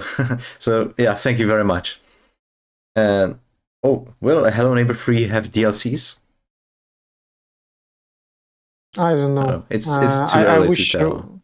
Yeah. I hope we could make the game itself. How many mechanics stayed in Hello Neighbor 3 from RBO, for example? Maybe like for now, only few, like the perception system of AI. Like we kind of figure out how to do it properly, just to check the like how they check rooms and stuff, how they hear sound. This is like what came from RBO, and the ability to just hide inside the cardboard box. It will return, but it's going to be the next prototype, not the first one. Mm-hmm. Like we already implemented it, but not in the first place. I think like RBO is next month it will be like 1 year old, which is kind of insane to think about, honestly. Yeah. Which is that basically makes Hello Neighbor 3 1 year old, and it didn't even come out. Yeah, but in reality, it just make it only like few months old, because we practically started like after we ditched the multiplayer content. It was last fall. It was like in October or something. I don't remember. Like September. Half a year or so. Do we know, like, lore based, in what year does Hello Neighbor 3 take place in? Like, we know that it's in early spring, but like, what year is it? And if it's before or after Reset Day novel? I would say the year doesn't matter in Hello Neighbor 3. What I could say. Oh, that's it's interesting. a little bit secretive, but yeah. Because that's lore stuff, so that cannot be really answered. But it's really curious, because I still am not sure about the year of Hello Neighbor 2, so might as well ask. So I'm just not sure. After Hello Neighbor 3 is done, we'll try and bring back RBO as a full game. The idea itself. It's hard to say. Usually, a lot of stuff, like every game, requires crazy amount of resources to create, and one of them is like money, basically, because people like who create games have to eat at home, and the online games require crazy amount of resources to create. So to be able to realize this idea, there has to be like team of like people to do this. And since it's not that like I'm chasing some ideas, because it's usually by the end the Hello Neighbor 3 will be finished, I will probably have more different ideas, which I will gladly pursue rather than return to old ones. That's great to hear. Or take a break or two before another burnout. Yeah. What's something new you want to do with Hello Neighbor 3? Something very unique from the previous games? In what sense? What do you mean? Like some new mechanics. Like, for example, in Hello Neighbor 2, we got climbing, which was not in Hello Neighbor 1. So if there will be, for example, in Hello Neighbor 3, like, I don't know, a real gun, for example, that was not in I previous understand. games. Well, it's hard to say. Since the general idea is to figure out how this like butterfly effect would work in this AI behavior and how this all sandboxy stuff would work. Because for us, this is like the main point, and all the other mechanics, like using items, whatever, they basically just support this sandbox when we're scaling it. So for now, I cannot say it. Only I can say that AI is our general like focus to make it work, and not AI in its own, but AI in the sense of it's like creating this butterfly effect when you change one thing and it just collapses into different outcome, just procedurally. Yes. Yes, I understand that. Also, when you said butterfly, that reminded me of the new logo for Hello Neighbor 3, which was a big surprise, honestly. And I like it a lot. I like the logo. And there are three animals. There's like Ouroboros, the snake, Yeah. the butterfly or moth, and a hare or a rabbit. I saw some theories from some people in comments and on my Discord, but is there some true meaning behind it? There is probably. Yeah. Yeah. Well, there's a lot of stuff, and one of which is more like on the surface, and what people also I've seen picked out is that it represents basically like three concept of the game is like butterfly effect, like butterfly for butterfly effect, which means when you change stuff, it just kind of unravels into different thing. And the rabbit is for the rabbit hole because there's a lot of like mysteries and stuff that you can unravel, like when the game would be like bigger, not in the prototype itself. And the rabbit here is like to represent this rabbit hole, like you kind of diving into this world just to. And the Ouroboros is for like represents this cycle, because in our head that the game basically like you have this time frame. For a prototype, it's like 10 minutes or so. For a final game, it would be like some hours that you basically kind of replaying and learning how stuff work, because a game is not like in a straight line that you just have content like stacked up and you just follow it, because it's like more like a sandbox which you just return and it gives you more understanding, which you can do more and more and more and more stuff and understand more. Basically, you kind of return through this cycle, which Ouroboros represents. It is just what's on the surface. Each of this animal also represents other stuff, which I cannot say yet, but this is kind of the default representation. I'm not gonna lie, that's a great idea. I was afraid it's gonna be Hello Neighbor, an O as a lock, a keyhole, and the other O as a key, and we got something completely new. It's really surprised me, and I honestly like it. Maybe there won't be many locks and keys anymore. I don't know. Yeah, we'll see. I hope not. We'll see. Yeah, and yeah, and you can see with the characters as well. It's also like I had this idea just to kind of shake Hello Neighbor a little bit, like shake up the franchise. So it's like the characters look new, the atmosphere and the logo, just to kind of turn it upside down to see how it would work. Also, to confirm something for myself, mostly, the house from RBO, the huge house, is it used in Hello Neighbor 3? No.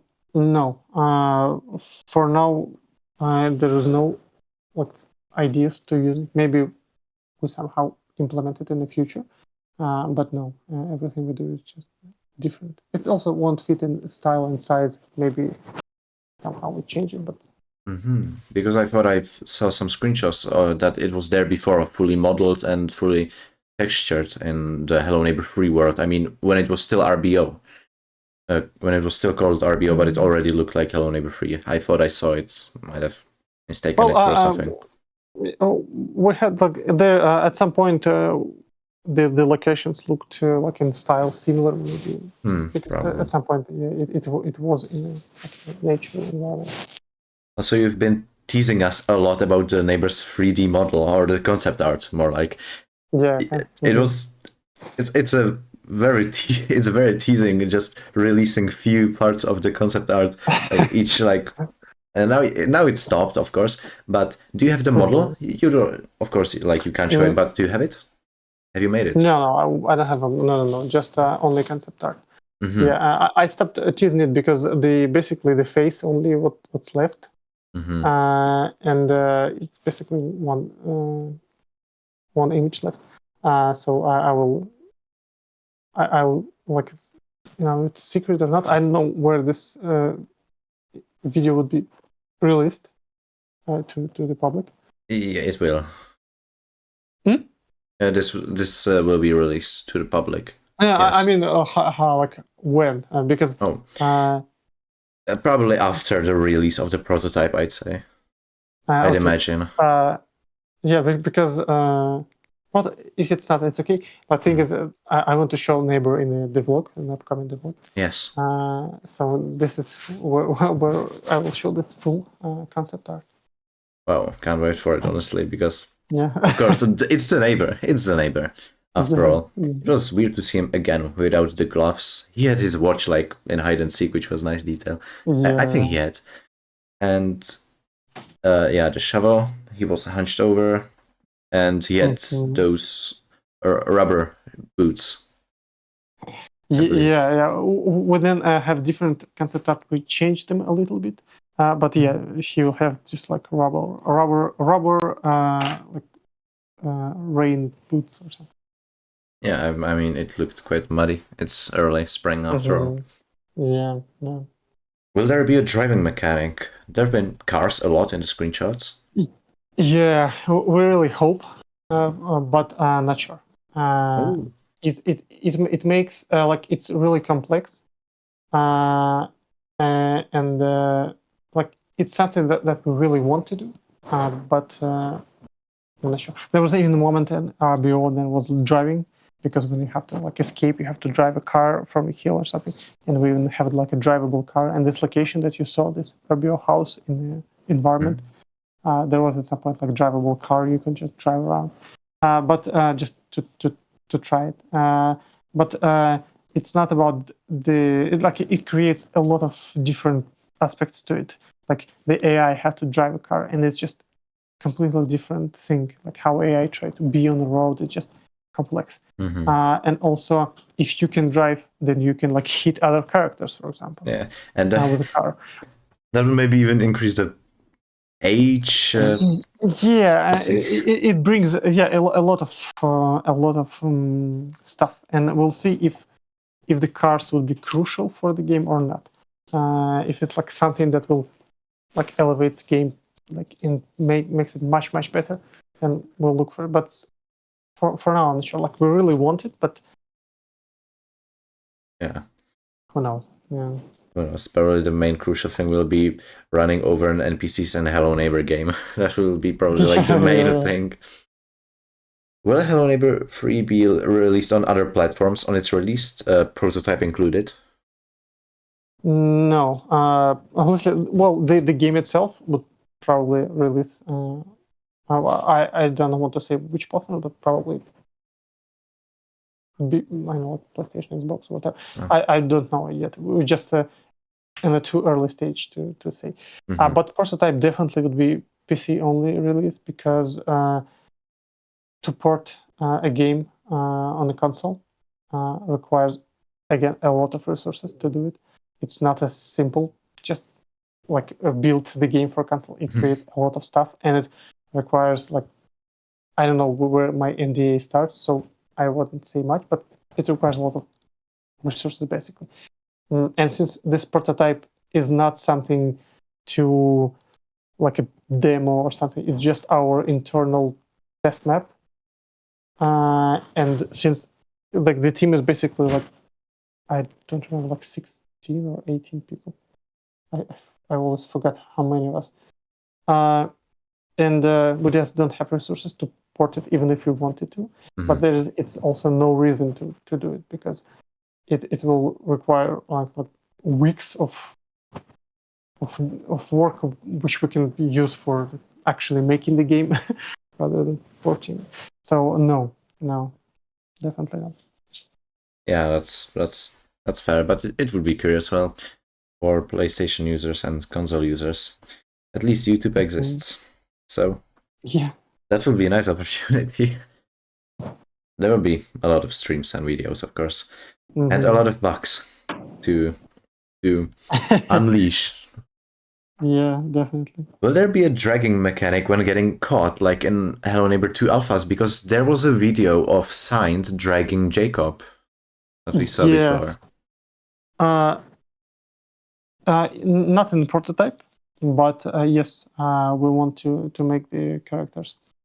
Like what I wanted, but like why guest was like dragging, because my initial idea was that the game is uninterrupted. Like it's like, if you remember, like Hello Guest Alpha, like Hello Neighbor 2 Alpha 1.5, there was never like screen that fades in and fades out. Yeah. You all like guest catches you, throw you away, you just run the meet. So it's just one uninterrupted gameplay.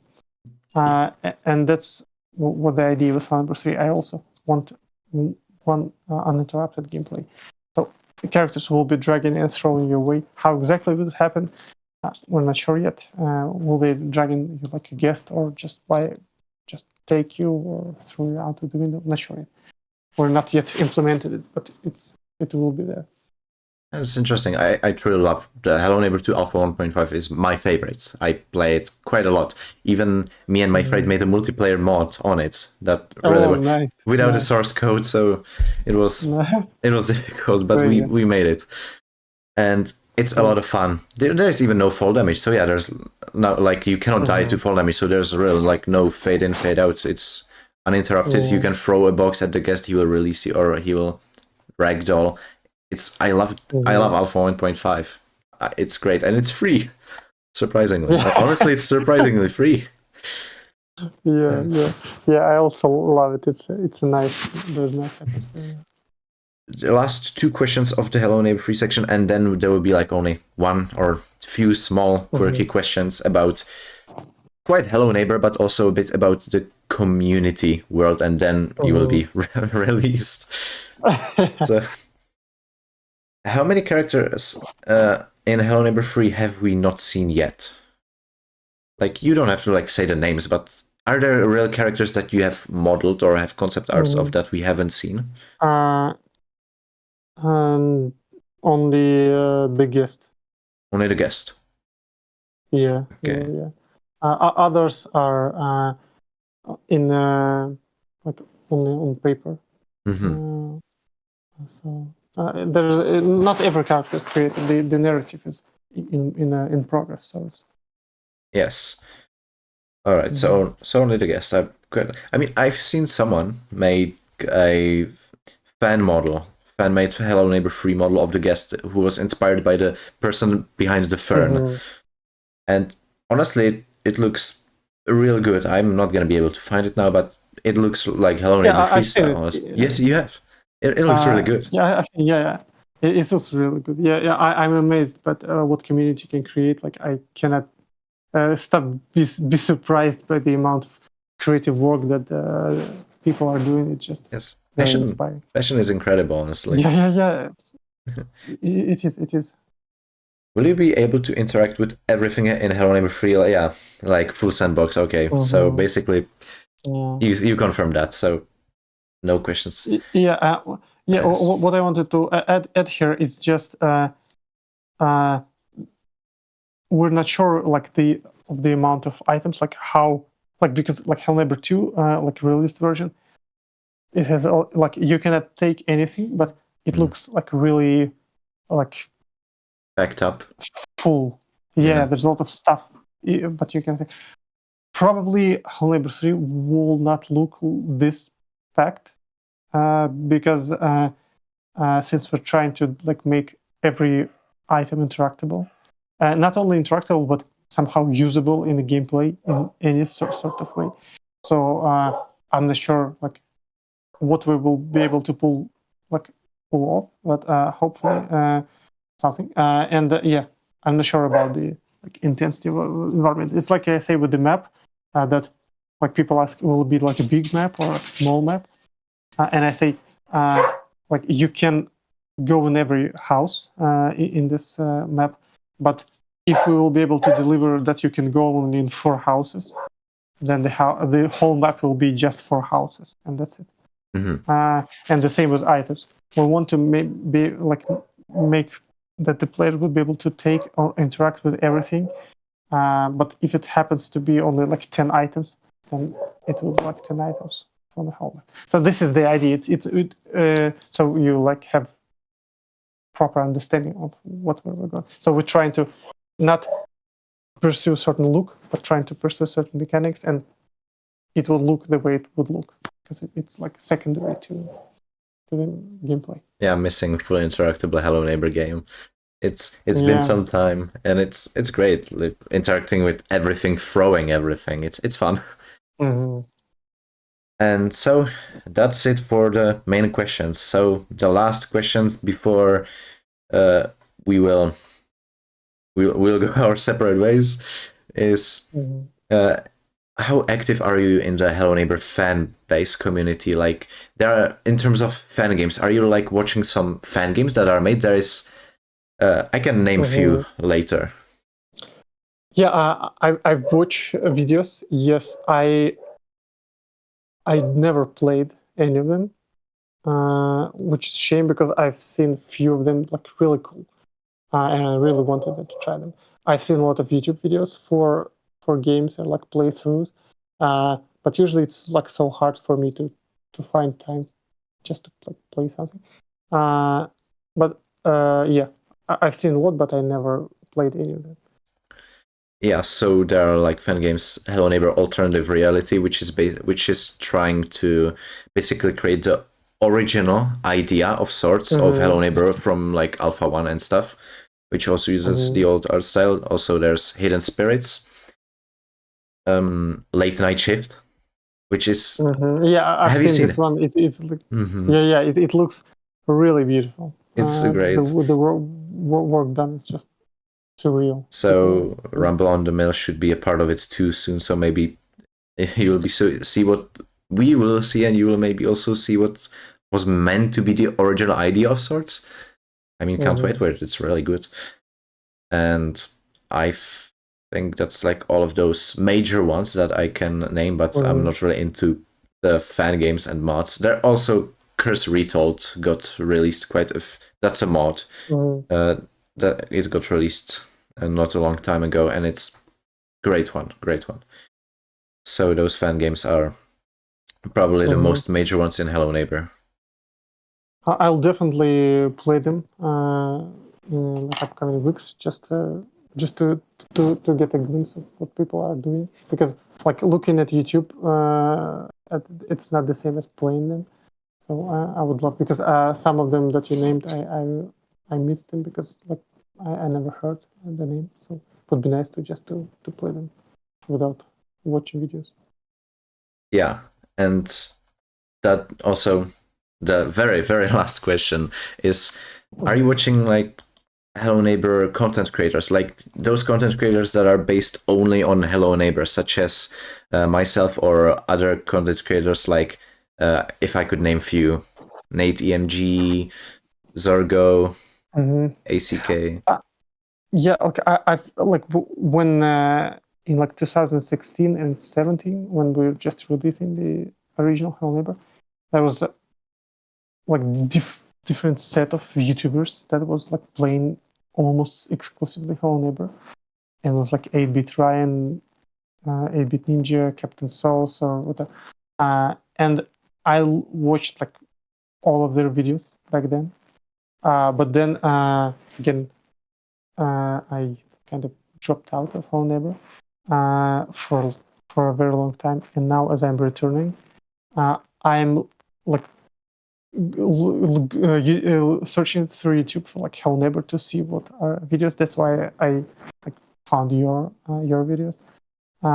Just because I like I see I look at videos that are like for previous games, if there's something like unique, not just playthrough, but people like looking for something. Because I think I think I've seen a lot of theories and I know them all. But since now with Hello Neighbor 3, there's just barely any content for people to talk about. That's why I don't see much, and they don't like watch much because it's not enough. But I think when the prototype will be released, people will start kind of sharing stuff, and I think definitely I will be YouTubing a lot because it's really not only it's nice to see like people's reactions and hear what they like feel about the game, but it's also nice to see like how the game works for the people who are just playing it for the first time. It's like really, it's also inspiring but also useful for development. Yes, I believe that, and that also I've just realized that there is a Hello Neighbor 3 fan game out that was out like a month ago, and it does look like Hello Neighbor 3, and it. Oh, nice. I can't say it feels like Hello Neighbor 3 because it's not even out, but it's surprisingly it's on Roblox, and the one who made it also models the 3D model of the neighbor from the concept arts. I've seen it not fully, but it looks actually like high quality, I'd say. It's called Guest Secrets to give credits to the creator, and if you would be curious on the developer's vision of Hello Neighbor 3, you could maybe check it out. Some gameplay videos. I will definitely. It really looks like it really does look like Hello Neighbor 3 from my perspective, and for Roblox it's very I'd say impressive. Okay. And thank you for sharing. Yes, and thank you for listening and taking the recommendation, and also thank you for joining today, because that will be it for today too. Oh, okay. Okay. Thank you for having me. It was a nice. I don't know how many, like 4 hours. It was crazy. Very crazy. Yeah, indeed. It was nice. And it's like 4 hours, which like it's. I talk a lot about like finite nature of life, and it's nice that we spend this 4 hours, like 4 hours of our lives just to talk to each other. It was nice. Yes, because you are actually like I said at the beginning, like you are basically like my idol, because you also created something that I truly love a lot, and you are also a great person, so I really love talking to you a lot. Yeah, thank you. And it's just surreal that like I did something that it's like resonates with you, and I'm just really grateful that there are people like you who are like interested in stuff that I do. It's like really inspiring, and I basically do it for people like you. It's really nice. It's great. Yeah. Thanks. It was 4 hours already, so thank you a lot again. Thank you for joining. Thank you. It's nice. Okay, so thank you for your time, and me too. Have a nice evening. You too. Or night. Yes, you. Okay. I hope to see you soon again. Okay. Thank you. Bye. Bye-bye.